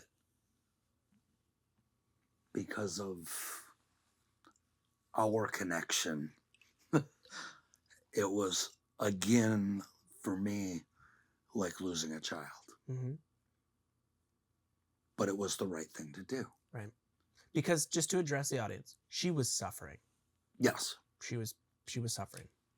And that moves into Wilson. Right. Who this will be very hard to talk about for all of us. Let me address and I'm this. Sorry, yeah. No, that's okay. Because that jumps a lot of years. There's a lot of time in between that and Wilson. Yeah. But if we're just talking pets, Wilson became the next. Well, so Casey passes away. You end up having to have her put down that day. Mm-hmm. Family got Prada. Haley brought home Prada, saying, "This will be my dog when I leave and go to college." And then Haley did not take Prada to college. And then the next year, I got Wilson, who I said, "This will be the dog I take when I leave the house," who I did not take with me, which meant when Haley and me left the house, you guys were left with Prada and Wilson, who were your version of Judah and Gus. They were your brother and sister dogs, who are dogs who, over the last 5 years, which again, there's a lot of time between now and then, but if we're on the pets saga, you have had to make the decision it is time to put down. Mm-hmm. And that was with both of them too. Mm-hmm. And, Wilson, I don't want to say was harder. I bet it was harder. But, for me it was, and I think for Mom too, but because of Mom's issues, physical issues, mental, or not mental, medical issues and stuff, Wilson was her support dog. She could grab his collar and he would help her up. Right. He would, and then, when he passed away, and then Prada was Mom's, shadow. Prada, she was we got attached. It's very interesting. I've talked about my old band on this podcast a lot, Live for Tomorrow. Whatever. It's for another time to talk about more. But we got Prada the day that Live for Tomorrow formed. Yep. So in our basement. In the basement. So to January 17th, 2009. And last year she got put down. So she was 16 years old. Yep. So tiny For little Chihuahua Terrier. Shouldn't have been around that long anyway. Well, that's what I look at Gus, who's triple her size, and he's 1 year shy of what she was. Yeah. That's nuts. But that's pet-wise that. Yep. Very difficult. Again, you had to play God, which is the thing I fear the most with these guys. Is that like, listen, this is maybe a fucked up thing to say. They have now lived to the point that when they pass, it will be like, yeah, that makes sense to me. They lived long lives. Mm-hmm. Long, good lives. Life. Yep. They've been loved. They've That's been how cared for. Felt with all of them. Yep. They've been cared for. They've gone through a lot. Judah literally has been around my entire adult life. I got her my senior year of high school, and I'm 31 now. Like, how lucky am I that she's been around that long? You know, I think you know this, but I think it's also important to reiterate, because if this is the 100th episode, maybe this is a recap of many other things I've talked about on this podcast. The dogs literally saved my life. Mm-hmm. I've talked, whatever, if for miraculously this is your first time ever hearing this podcast, there was a moment when I lived in New York where I was freshly divorced. I was all alone. I had not yet had time to make friends. I was broke. I was scared. The dogs had just gotten very sick. Both of them had gotten kennel cough. That put me out a lot of money. And then I needed to borrow money from you guys. I was scared. You know, it felt apocalyptic. Maybe this is an exaggeration, but it felt apocalyptic because it was like the first Trump administration when we didn't know. And I'm not going into politics, but it just meant like I was scared and it was a new world for me, where I went, I can't do this anymore. I'm going to kill myself. And I'd gotten on the roof of my apartment and I stood on the edge of the building and I was ready to jump off the building. And I thought to myself, right before I did it, well, what about the dogs? Because if I jump, they're going to a shelter where they might be killed. Because I'm in New York, I'm in Brooklyn. The odds of them being rescued or adopted are like slim to none. And Gus lived most of his life in a kennel at that point. Judah had never known a kennel. All that to say, these dogs have saved my life. And so when they go, again, it will make sense to me that, like, of course, yeah, they're old now. They're old. They have long exceeded their average lifespan of a dog. So I'm lucky to have had them for as long as I have. But the day that it becomes my decision to end their lives is like, are dogs as conscious as humans? Certainly not. Do they have the capacity to understand and love and feel empathy? Maybe. I just hope that they know that, like, I'm doing it for them. Because if I was doing it for me, it would have been out of convenience 10 years ago. You know? They know. And I believe that. They know. Let's face it. Dogs, we were talking about the unconditional love thing before. Yeah. That's dogs. Right. But. So, unfortunately, that's another facet of loss, is that, there are people in your life that you think are going to be around forever. But the curse of dogs is that they are the most pure, unconditional love you'll ever know. Mm-hmm. It's only for like 10 to 15 years at most. So I want you to correct the timeline a little bit. It's just so I know. I'm just going to say 3 names and you tell me if it's the right order and then we'll talk about it. Diane, Paul, Bev. Is that right? Okay. Because that's where we're going. and we can spend as little or as much time on it. Yeah, I don't want no. to force you to rush through it, Or but not. there is Yeah, also but yeah. So we talked a lot about Paul and Grandma. We did not talk as much about, which we don't need to. Yeah. It's just relevant. And Diane. Aunt Diane and Uncle Gary. And Uncle Gary. You have had 3 siblings: Uncle Yes. Gary, Uncle Paul, Aunt Diane. Yes. Okay. When what year was Gary born? 60, 50. Let's see, I was born 55. Paul was 56. Gary was born in 59. So Grandma got married to Donald Bremer. Mm-hmm. Probably early 59, I bet. Had to be. Because Gary was born January 1st, 1959. So, wild. Yeah. Wild to be born on New Year's Eve. Yeah. Or New Year's Day. And then Diane, I want to say 61, but I don't remember. Sure. I mean, but your youngest sibling is your sister Diane. Was Diane. Right. Who, I mean, like I say,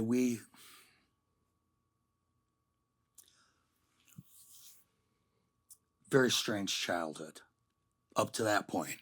Sure. Obviously. Then all of a sudden, and there's a lot of this stuff that I have also blocked out. Okay. Because when we were talking about your dad, I know somebody who was worse. That was Donald Bremer. Oh, word. Okay, yeah. Not right away. Sure. But we had a nice house and a nice subdivision. His parents were both lawyers, and they lived in Holly, Michigan. Okay.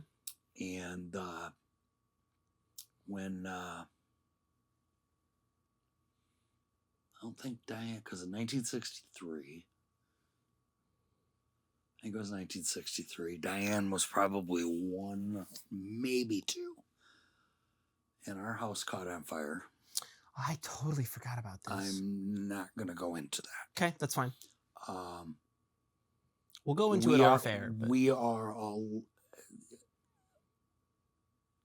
were all lucky that we survived this fire. It was because of our babysitter, and I can't remember her name right now. But our babysitter got Paul and Gary and I out. Right. Diane was in her crib. Holy shit. And she ran back into the house and grabbed Diane and ran outside. That's nuts. I totally forgot about this. And her house burned to the ground. Right.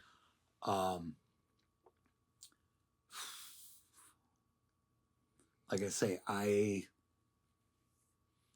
don't really remember a lot of that. Mm-hmm.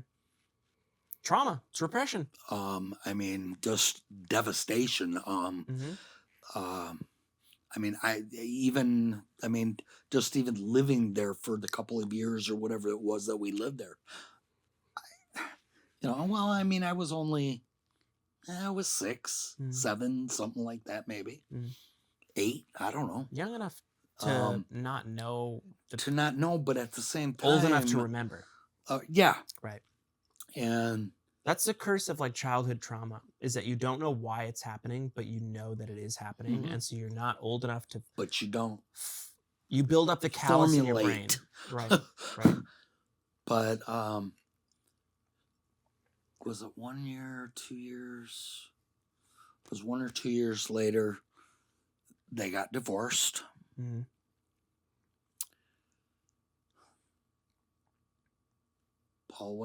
That's when Paul went to live with my grandparents. Right. I lived with my mom. Gary and Karen went with Donald and lived at his parents' house in Holly, Michigan. Gary and Diane. You said Did Gary I say Karen? Yeah. Yeah, I do that all the time. Karen is Gary's wife. Yeah. That's fine. I say that all the time.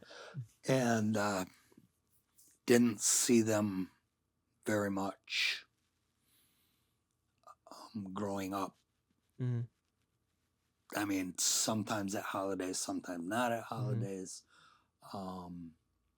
Didn't know anything about them for the most part for a long time. Can I maybe relate to you in a way that I didn't realize I related to you? Is a thing that I don't talk about much on the podcast because it's not my business to talk about yet, but maybe one day I will have the freedom to talk about it a little bit. So that's kind of how it is with my younger siblings. Yeah. Yep. I have 3 young siblings who one of them I have like I would consider a beautiful, special relationship with. Yes.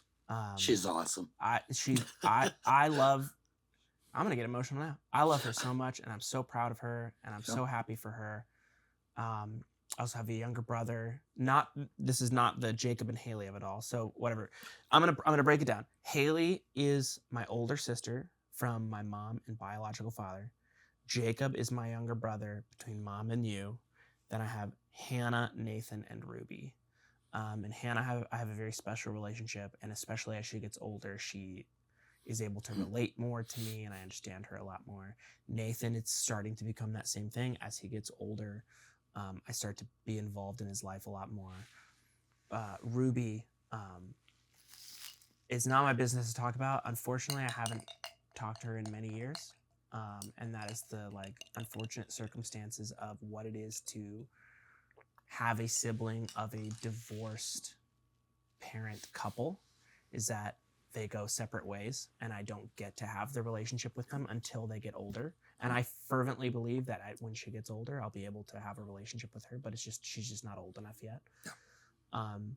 But my understanding is that's kind of what it was with you and your siblings, is they were kids and you couldn't really have that relationship with them. I didn't have a relationship with them until I was in high school. Right. That's exactly what it was with me.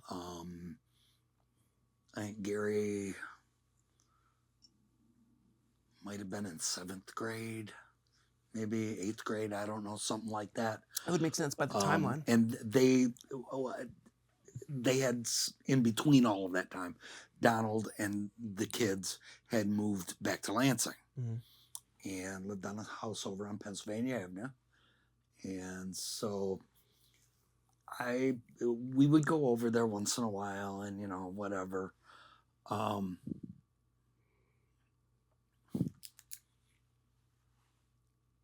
Should I fast forward you through that? Yes. Okay. Just because I know you and I could talk about it forever. Yeah, I know. This is the hard part about being a podcaster. There's so much. Right. So you have a distant relationship with your younger siblings. You, of course, form a relationship in your late teen years, early adult years. Yeah. And then have a relationship with them in your adult life. Oh, big time. Right. Well, right. And the thing is that I was the one that instigated. Well, you have to. You're the older sibling. I'm the oldest. And that's what I mean. That's what it is. I'm the oldest. And that's what it is with the younger kids. But, I had to instigate reaching out to them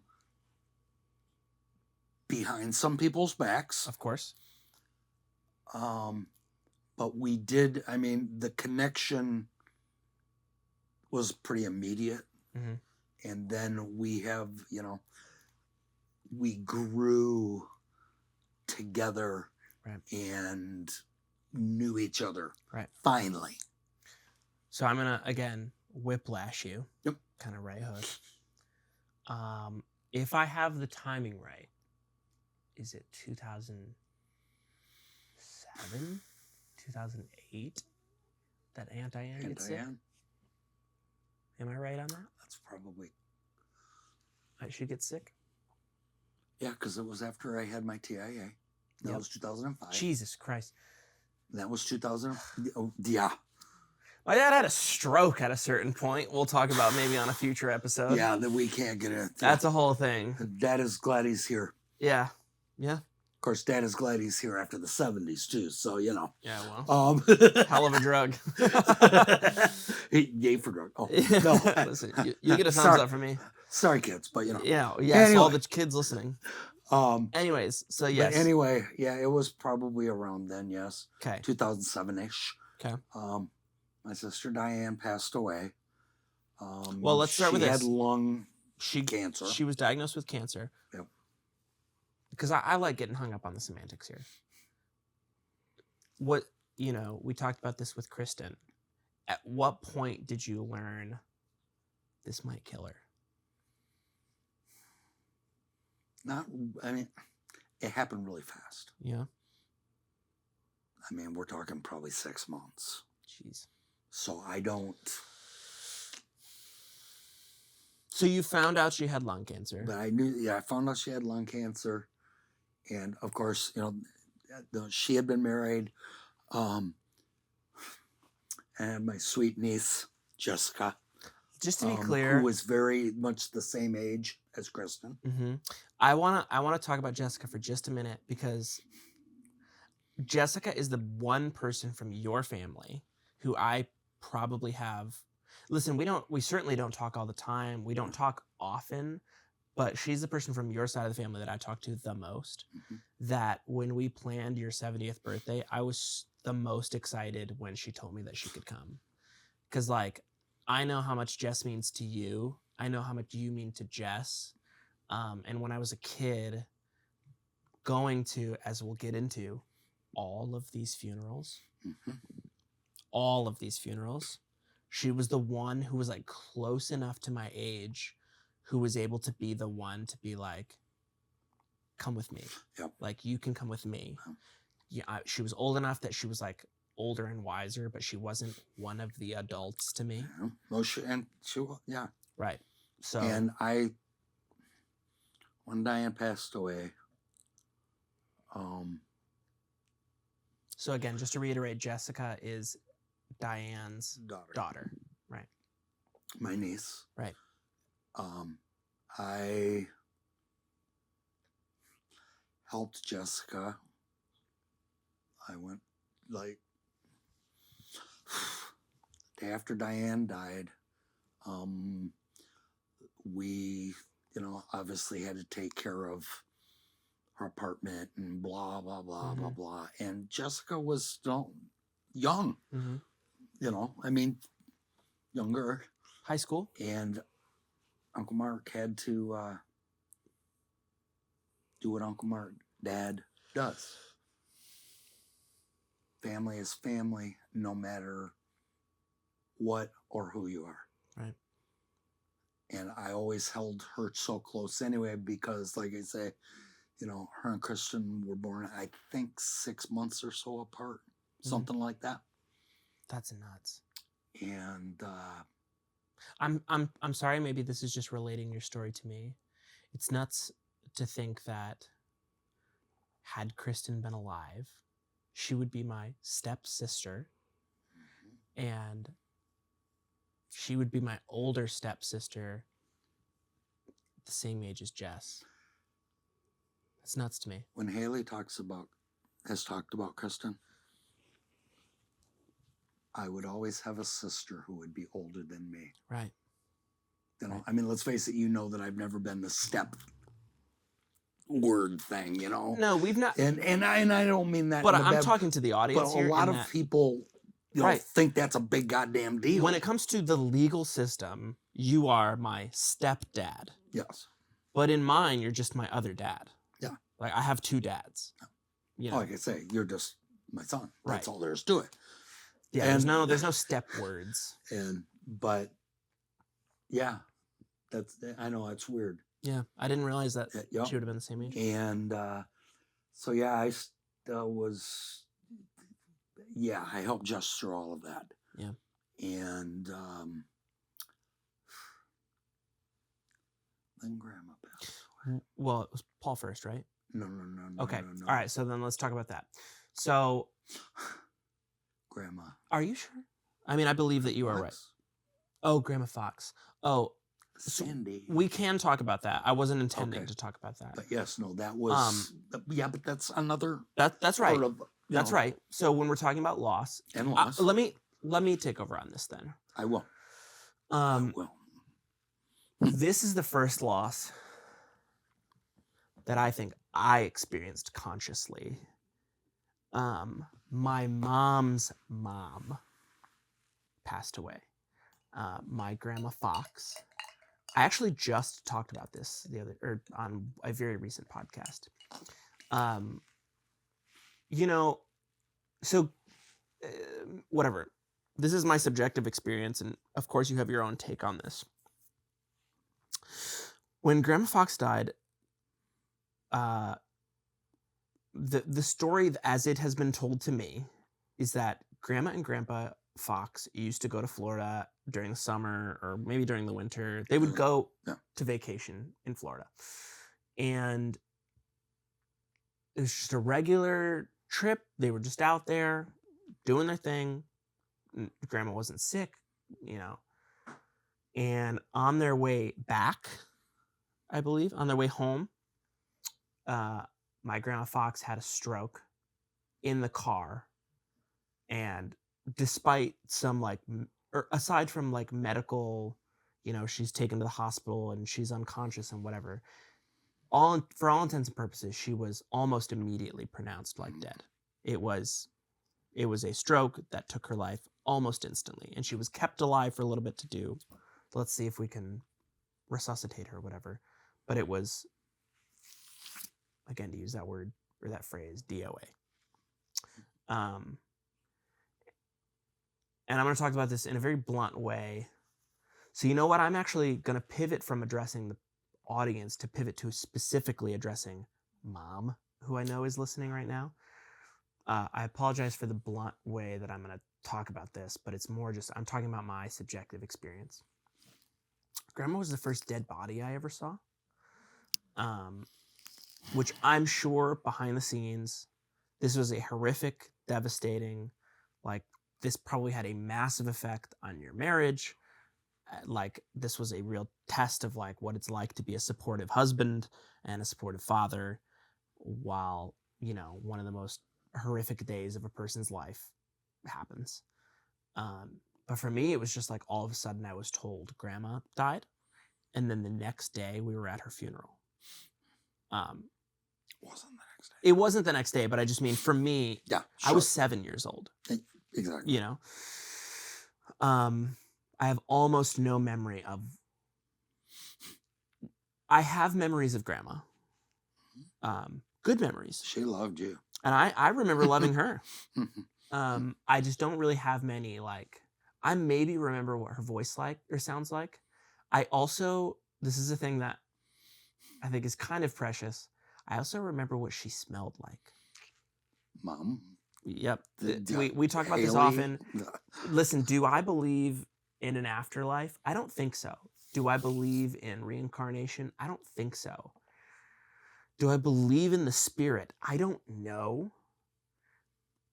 If I were to believe in the spirit, I could tell you the second my grandma shows up, because all of a sudden I smell her perfume. We could be sitting here right now and all of a sudden I would smell that smell and I'd go, oh, Grandma's here. But this was my first death. I remember she had an open casket funeral. And again, this is not me blaming anybody. This is not me pointing fingers or whatever. But I would maybe use the word forced, but I was strongly encouraged to go up and see her. And that sticks in my brain. Because I understand that it's healthy and helpful for some people to see a loved one in a casket. It was not good for me. I did not. I almost wish that wouldn't have happened, because I was also encouraged to touch her and put my hand on her hands and feel what it's like to feel a dead body. Just to be now mind you, that side of the family, very Catholic, I was told, she's in heaven, and I didn't have my mind wrapped around what that's like yet. But this was my first view of what is it like to have someone who was in your life no longer be there, be told that they're elsewhere, but see them in front of me. What do you mean they're not here? She's right here. Right. So that was your next loss and my first loss. And I remember being hurt and sad and in pain about that, but I didn't feel the weight of what that meant. And again, it's my podcast. I can do what I want, but also to move things along. But it had a big, I mean, you just said it about, on our marriage and stuff. Mm-hmm. It was a big effect on me because when Mom and I got married, it's part of my speech. Oh. Was, watch the mic. I thank Grandma and Grandpa Ozanek. I thank Grandma and Grandpa. My mom's parents. Watch the microphone. No, I'm sorry. Yep. That's some bad place. I know. Right now. I know. Right now. Yep. But it's like I said then, thank you for, bringing me into your family, because I feel like a knight on a white horse. Yeah. And, I mean, they very special people to me. Yeah. A lot of people can't say that. Yeah. To the extent of what I feel. Sure. Sure. Yes, we love, our in-laws and blah, blah, blah. Sure. But, I mean, there's been a couple times over the last couple of years, especially, that I've told Grandpa, you're the closest thing to a father I've had, except for my grandfather. That's right. Right. And, but anyway, it's just that I think needed to be said too. Sure. That's fine. Baby, I love you. Shout out, Mom. That's right. So anyway, yeah, your first death. Yeah, that was my first death. Next one. Your next one. And now, so again, it is not, and I would also maybe encourage you to not talk about some specifics. Okay. Just because and that's fine. A, you could, but there's no need to. And B, if you did, maybe it would be too much. Mm-hmm. You then somewhat unexpectedly lost your brother. Uncle Paul. Uncle Paul. Yep. Now this one was sort of a freak accident, right? Yeah. Can I tell you how I remember it and you tell me if I'm right? Sick. Yeah, go ahead. What I heard is that he okay, I could be way off. The way that, again, maybe call this a Rusty situation, where you guys told me something that wasn't true to protect me because I was too young, and I didn't need to know all the specifics. Well, I mean, I was maybe a freshman in high school. Right, but I just mean I didn't need to know all the specifics, and you guys didn't maybe tell me all the specifics. But what I understood was, did Uncle Paul step on a nail and got an infection in his foot? It was something like that, yes. Uncle Paul stepped on a foot or on a nail, which led to an infection in his blood, which gave him a heart attack, which killed him.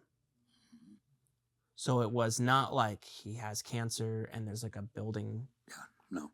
It was all of a sudden, Uncle Paul was in the hospital and he might die. So you guys should get out here. We drove down there. And I remember, so this is not crazy long after Aunt Diane dies, but a few years. And we're in the car and you're in the driver's seat. Mom's in the passenger seat. Haley is next to me. I'm on the right side of the van. Jacob's in the back of the van. And we know that we're going to visit Uncle Paul. I was not, this is why I'm saying maybe it was like a Rusty situation. I was not told Uncle Paul is about to die. I was told Uncle Paul is sick and we need to go say hi and see him. And you got a phone call. And I heard you said like, what's going on? Whatever. And I remember you threw your phone punch the steering wheel a couple of times, and put your head into your hands. And again, this is just to be clear, this is not No. This is certainly not me blaming you or anything. All of a sudden, nobody was in control of the steering wheel because you were devastated. And Mom took the steering wheel and told you to pull over.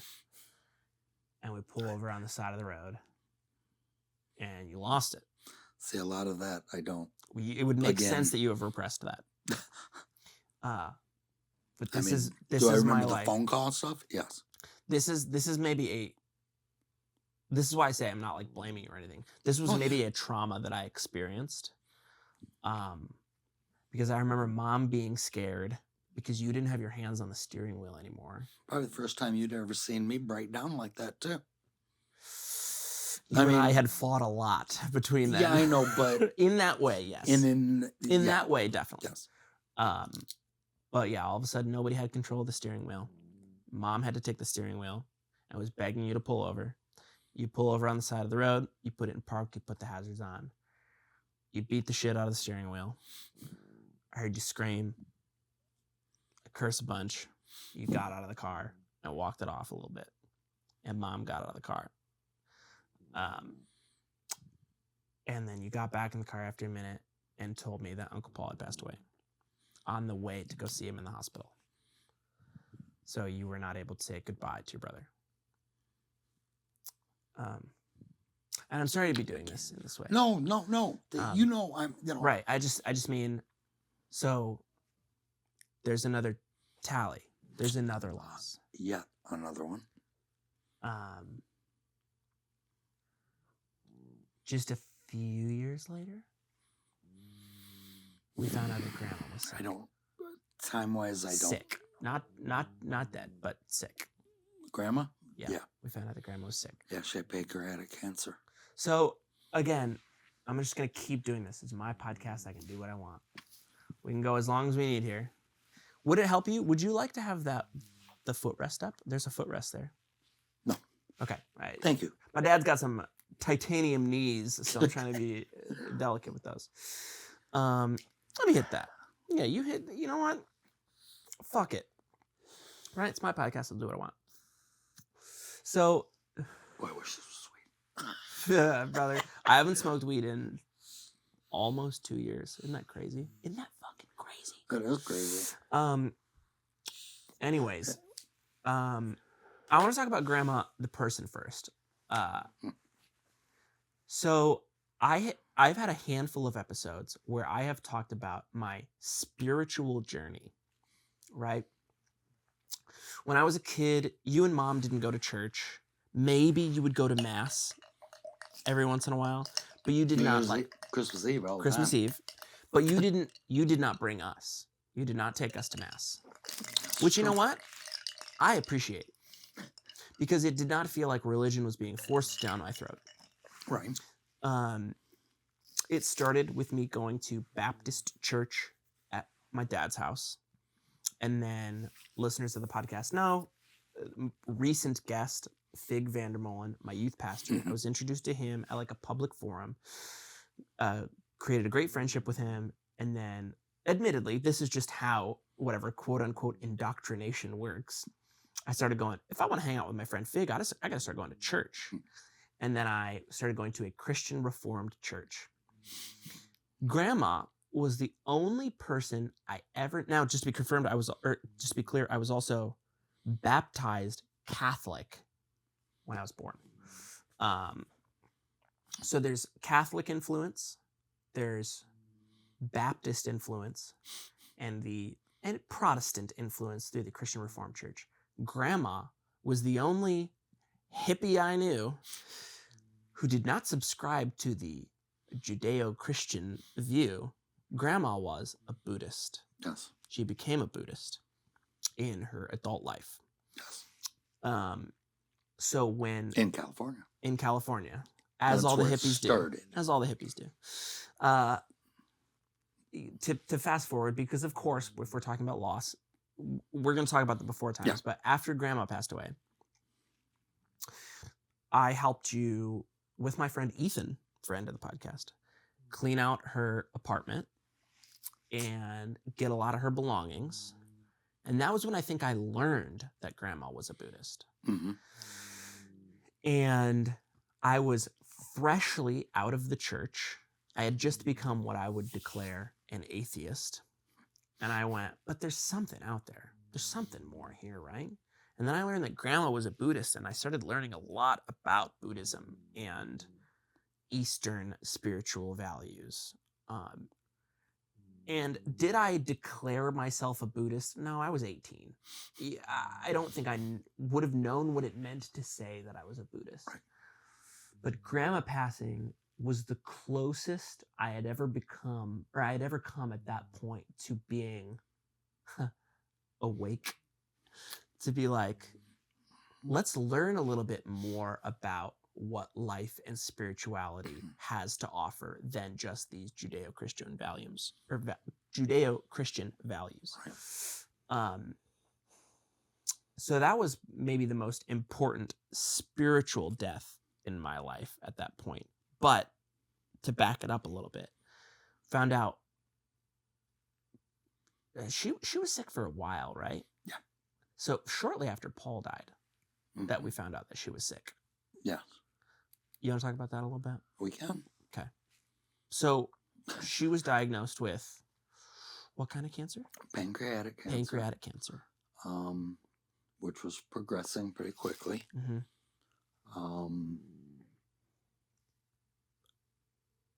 I came down, that's when we lived in Cadillac.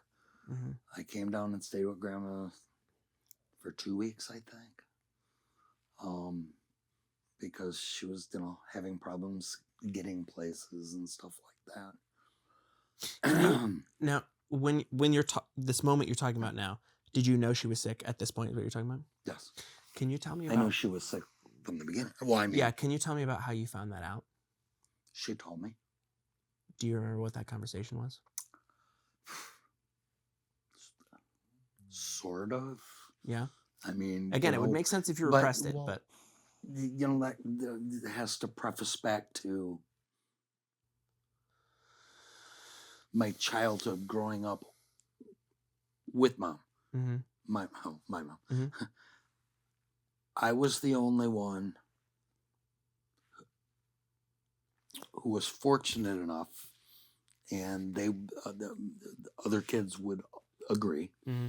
but I was the only one that was fortunate enough to be with Grandma my entire life. Mm-hmm. The ups, the downs, sex, drugs, rock and roll. Mm-hmm. But Mm-hmm. The growing part of your life, which is always, Mm-hmm. but the formative years, I guess, Yeah. let's go that way. Yeah. I was doing with my mom, who was 20 years almost exactly older than I was. Mm-hmm. And we experienced so many things together and learned, and it was just from my grandmother, her mom, and my mom, I credit for my loving, caring nature that I have, that I try to show to everybody. Sure. That's where I got it from. Mm-hmm. Then, like when Grandma got sick, and she called me in one day, and we just started talking, and she Mm-hmm. goes, this is what it is, and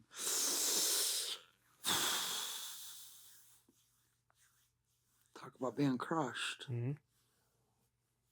I mean, you can't compare Right.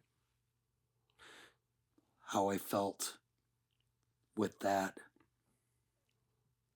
after Kristen. Right. But they're comparable. Mm-hmm. But they're comparable. Like they're yeah. more than comparable. Right.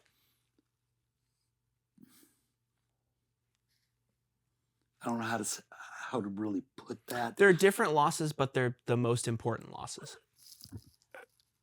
Knowing that Grandma was going to die. Right. Was, I'll have to say, probably the hardest thing out of all the bullshit in my life that I've had to deal with. Right. And however,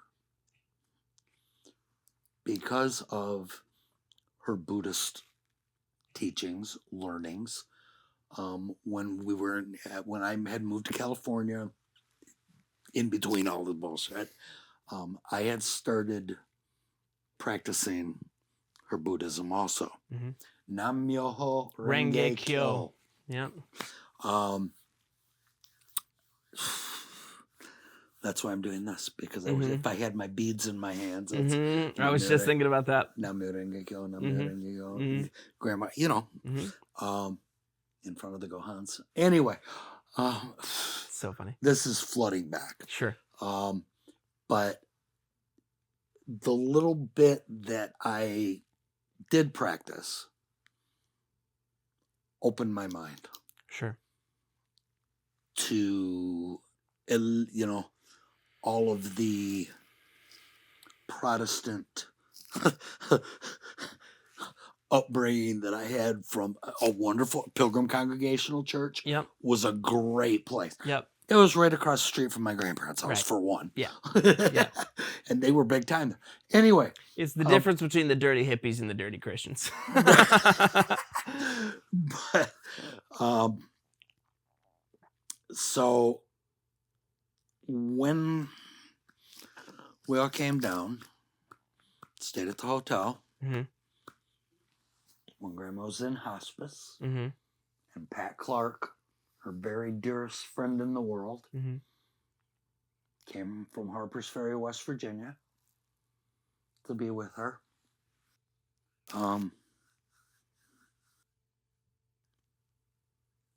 It wasn't as brutally sad.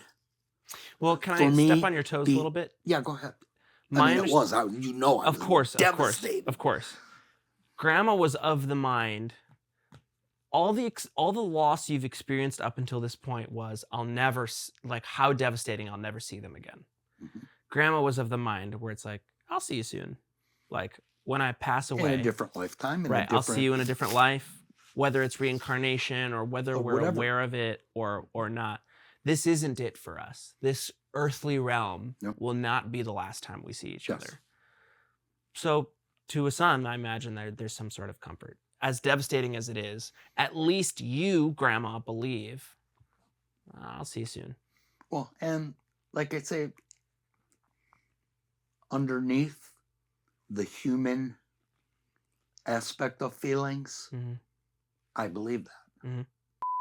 Okay, just again, as the millionth time, I have to address the audience. Sorry about that. The camera, the phone, the batteries, what am I talking about? The microphones are dying, and I've gone long, and it is what it is. But, okay, so again, just to reiterate, as Grandma is dying, you are under the impression, or she is at least under the impression that, like, in not a Christian way, but in a, whether it's reincarnation or a some semblance of the spirit, like, we'll meet again, right? So, not to skip through the trauma of Grandma, but I mean, if you want to talk about it, that's okay. I think we've talked about it. So, everything up until this point, and I'm sorry to put it in like numbers, but all the stuff that we listed at the beginning, which again, let me reiterate. Oh, geez, I'm going to do this one more time. Made me feel older. To bring the start to the beginning. Oh, that's right. How many seconds since we started? Oh. Right, 2 billion. Sputnik, the Berlin Wall, the Cuban Missile Crisis, the assassination of JFK, the I Have a Dream speech, the moon landing, the Vietnam War, the Watergate scandal, the first personal computers, the Soviet invasion of Afghanistan, the introduction of the internet, the fall of the Berlin Wall, Tiananmen Square, fall of the Soviet Union, the Gulf War, the World Wide Web, Oklahoma City bombing, Google, Y2K, 9/11, the Iraq War, Facebook, Katrina, global financial collapse, Obama, Osama bin Laden killed, gay marriage legalized, Donald Trump, COVID, the widespread adoption of artificial intelligence, George Floyd, January 6th, the Russian war on Ukraine, the Israeli-Palestinian war. You've lost your daughter, your brother, your grandparents, your sister, your mother, your mother-in-law, friends. Now you've gained a lot in that time as well. Having all of that behind you, again addressing the fact that you are now 70 years old, just a couple years shy of the average American male lifespan. When you look back on your life and you think about, again, knowing you could live to 110, who knows? The way things are going, I don't know if I want to. Shut up, brother. I can't handle that, bitch. Sorry. How do you feel about your own mortality? And this is not to say, like, have you accepted Jesus Christ into your heart? But let's go with this. Where am I going from here? Not necessarily. We'll get there. Oh, okay. But although you've had a difficult life, to say the least, if you were outside of your own body, talking to you in the afterlife or the spiritual realm or the subconscious, have you had a good life? I think so. Yeah.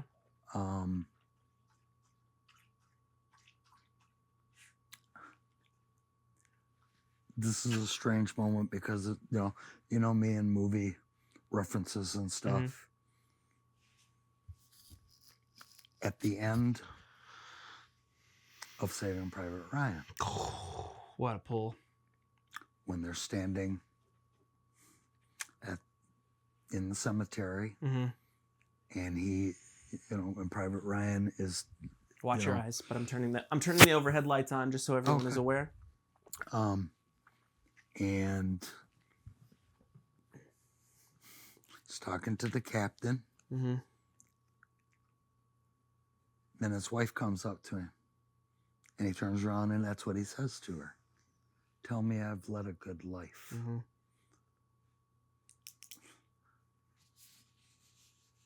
And I think we all think about that. What will people say when I'm gone? Let me turn that back on its head then. What do you think people will say about you when you're gone? Now you get kind of into the egotistical, do it, realm of stuff. Do it.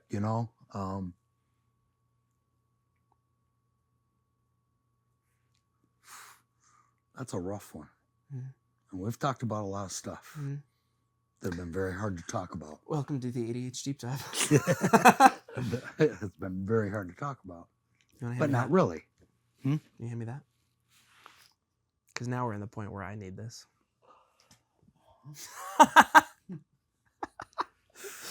Let me say this again. What do you think people will say about you when you're gone? What do I hope they say? No, what do you think they will? It can be both. It can be both. That's kind of hard. I mean, it can be both. What do you hope they say? That's fine. Let's go. What do I hope they say? What do you hope they say? Is that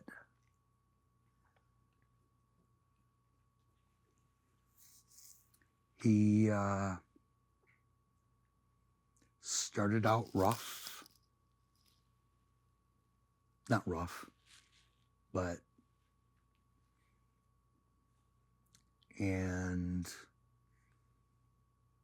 through his early years, he led a tragic life,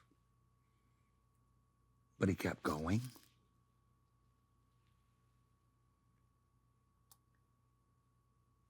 He was always willing to learn from other people's experiences and other people's thoughts, and not them telling me what to do, but me listening and me deciphering how I want to use that information.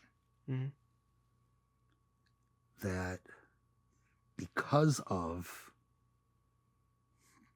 the loss, which I will call tragedy, mm-hmm.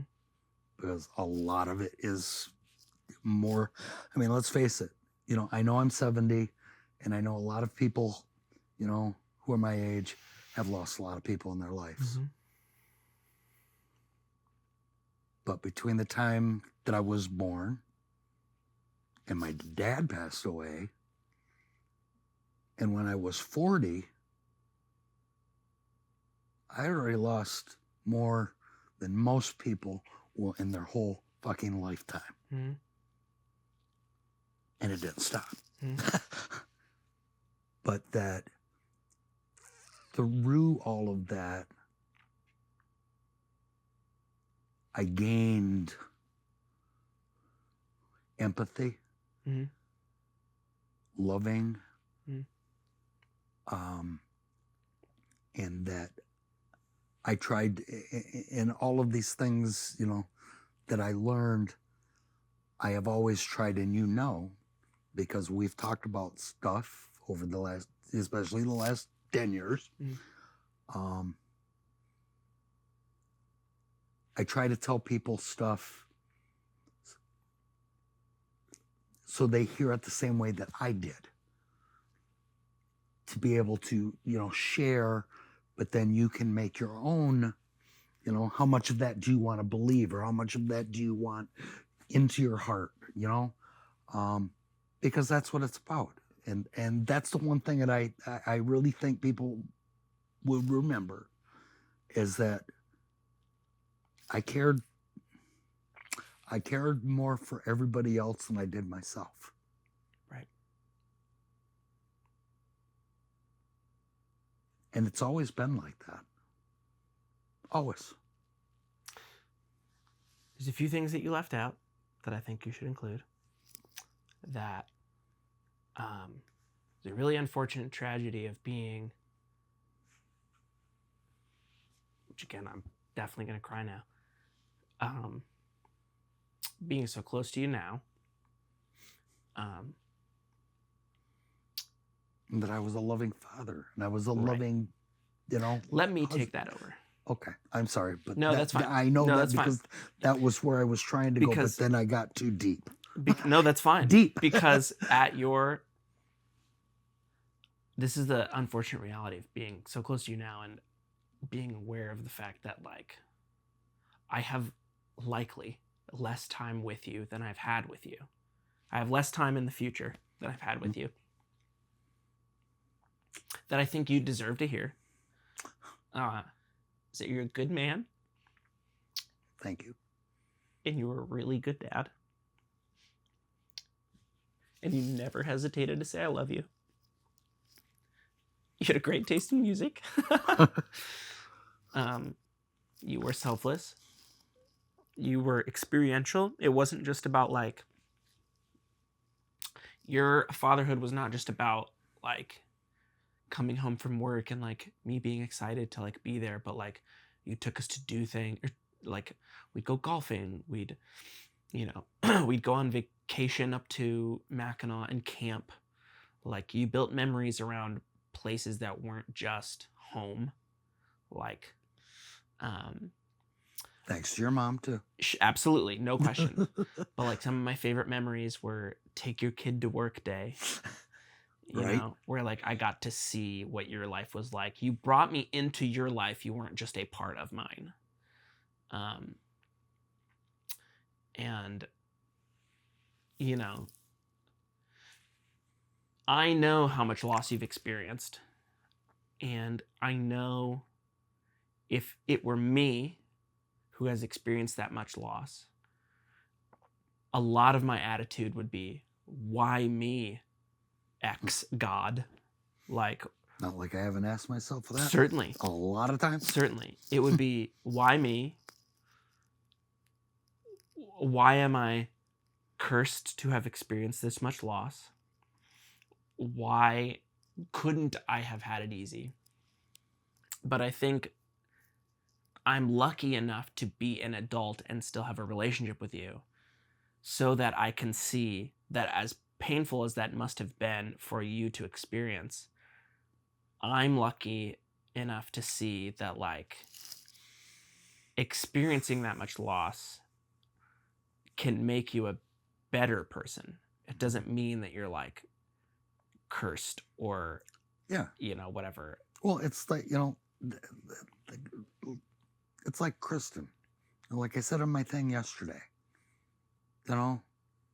thank you for your loving, caring, laughing, because it makes all of us better. Right.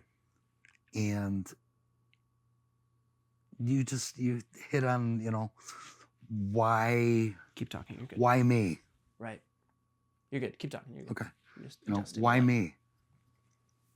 It's kind of like...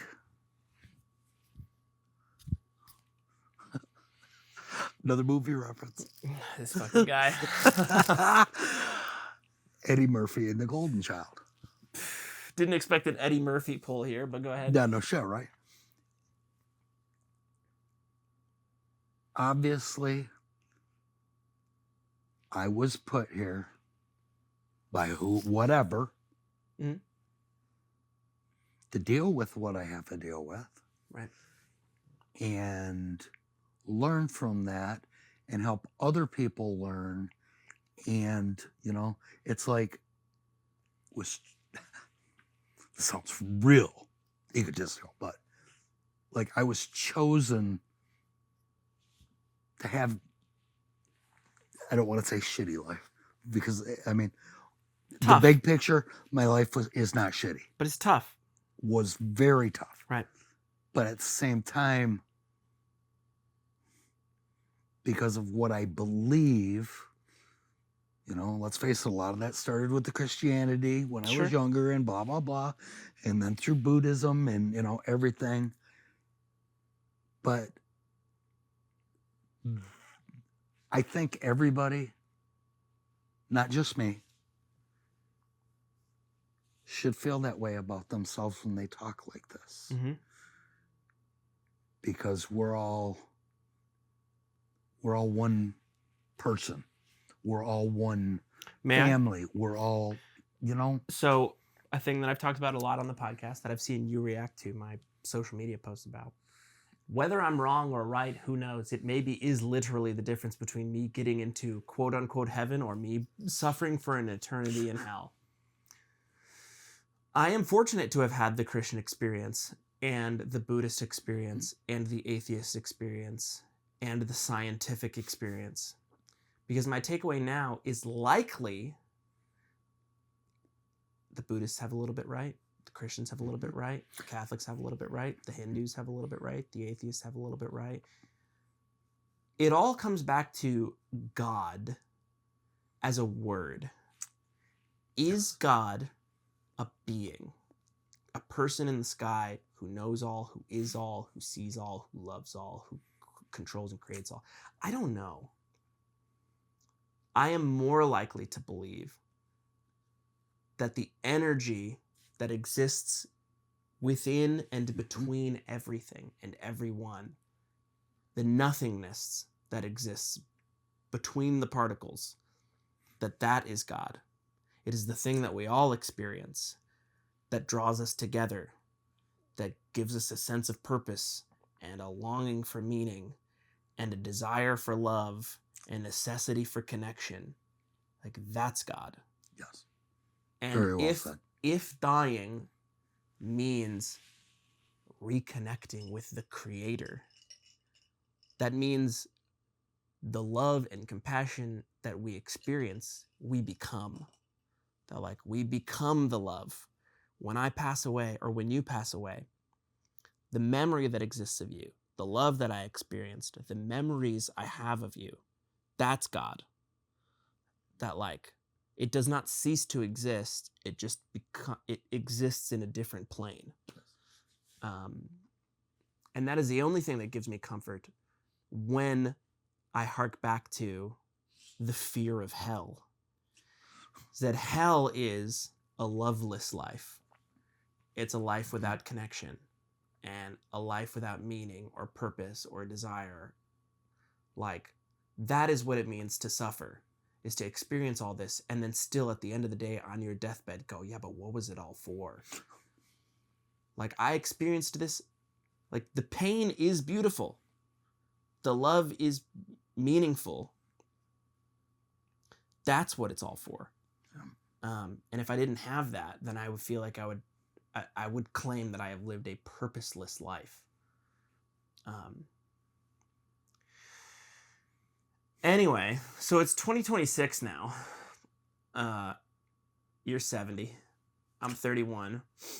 I'm about 1 billion seconds old. You're about 2.5 billion seconds old. We've experienced a lot of loss, a lot of tough times. We will likely experience more loss. But I've experienced so much joy. Right. That in my eyes, it overshadows those things. Right. One last please movie reference. This fucking guy. But I think right now especially it ties up I'll end with a movie reference. Go ahead. It ties up what we're talking about though. When Dumbledore tells Harry Potter. Well, you knew I had to. I knew it was either that or Avatar. Yeah, well, I have one of those too. But I think this one's more poignant. Though. Okay. When at the end, when they're in that white, before he walks into the clouds, he tells Harry, "Don't pity the dead, Harry. Pity the living, especially those that live without love." Right. I think, to me, that's the essence. Right. I'm gonna botch this quote, but if we're ending with movie quotes, I think about Interstellar, where it's like great movie. We used to look up to the sky and think about our place in the stars, but and again, this is an improper quoting, but something essentially, but we got too busy staring at the ground and thinking about our place in the dirt. Like, there is more to this. And I'm more fascinated by the idea that I don't know. That, like, I almost feel, and again, this is not to necessarily criticize Christians or people who believe that they have discovered what it will be like when we go. I don't know if I envy them or pity them. I don't know. But they need an answer so that they can feel comfortable about what it will be like when they're gone. Yes. And I'm more fascinated by the fact that I don't know. And how cool is that? Because it's sort of like a choose your own adventure right now. Yeah. That, like, true. Who knows what's going to happen when I pass away? Do I believe that I'm going to suffer for an eternity in hell on fire with the devil? Probably not. No. But that is because I feel like somewhere there is purpose, and I have experienced enough love, and I've had enough people in my life tell me, I'll see you again, to go like, well, there's something to like shoot for then. So anyways, this was episode 100 of the A.D.H. Deep Dive. End to end. Because we'll always be pals, right? Right. Well, let's do it properly. Let me address the audience, and then we'll hit the quote. So thank you for 100 episodes of the podcast. It's nuts. We started this back in 2022, where I've already addressed. I was fresh off the heels of probably the most painful breakup I'd ever experienced. I was on the verge of purposelessness. I didn't know where I would go.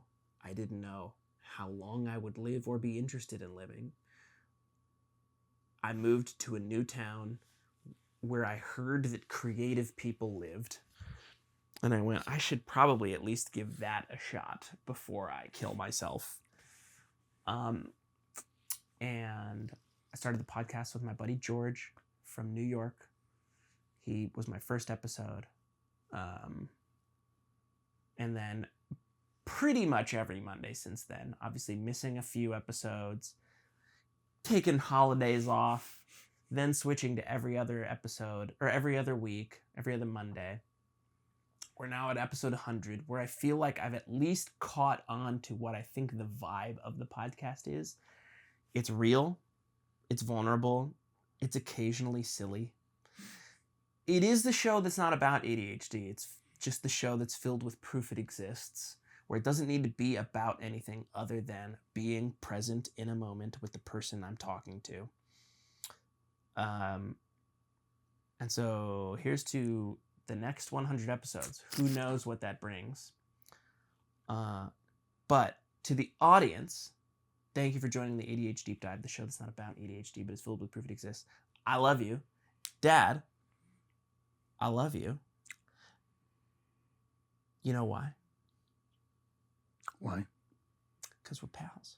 Hmm? Because we're pals, right?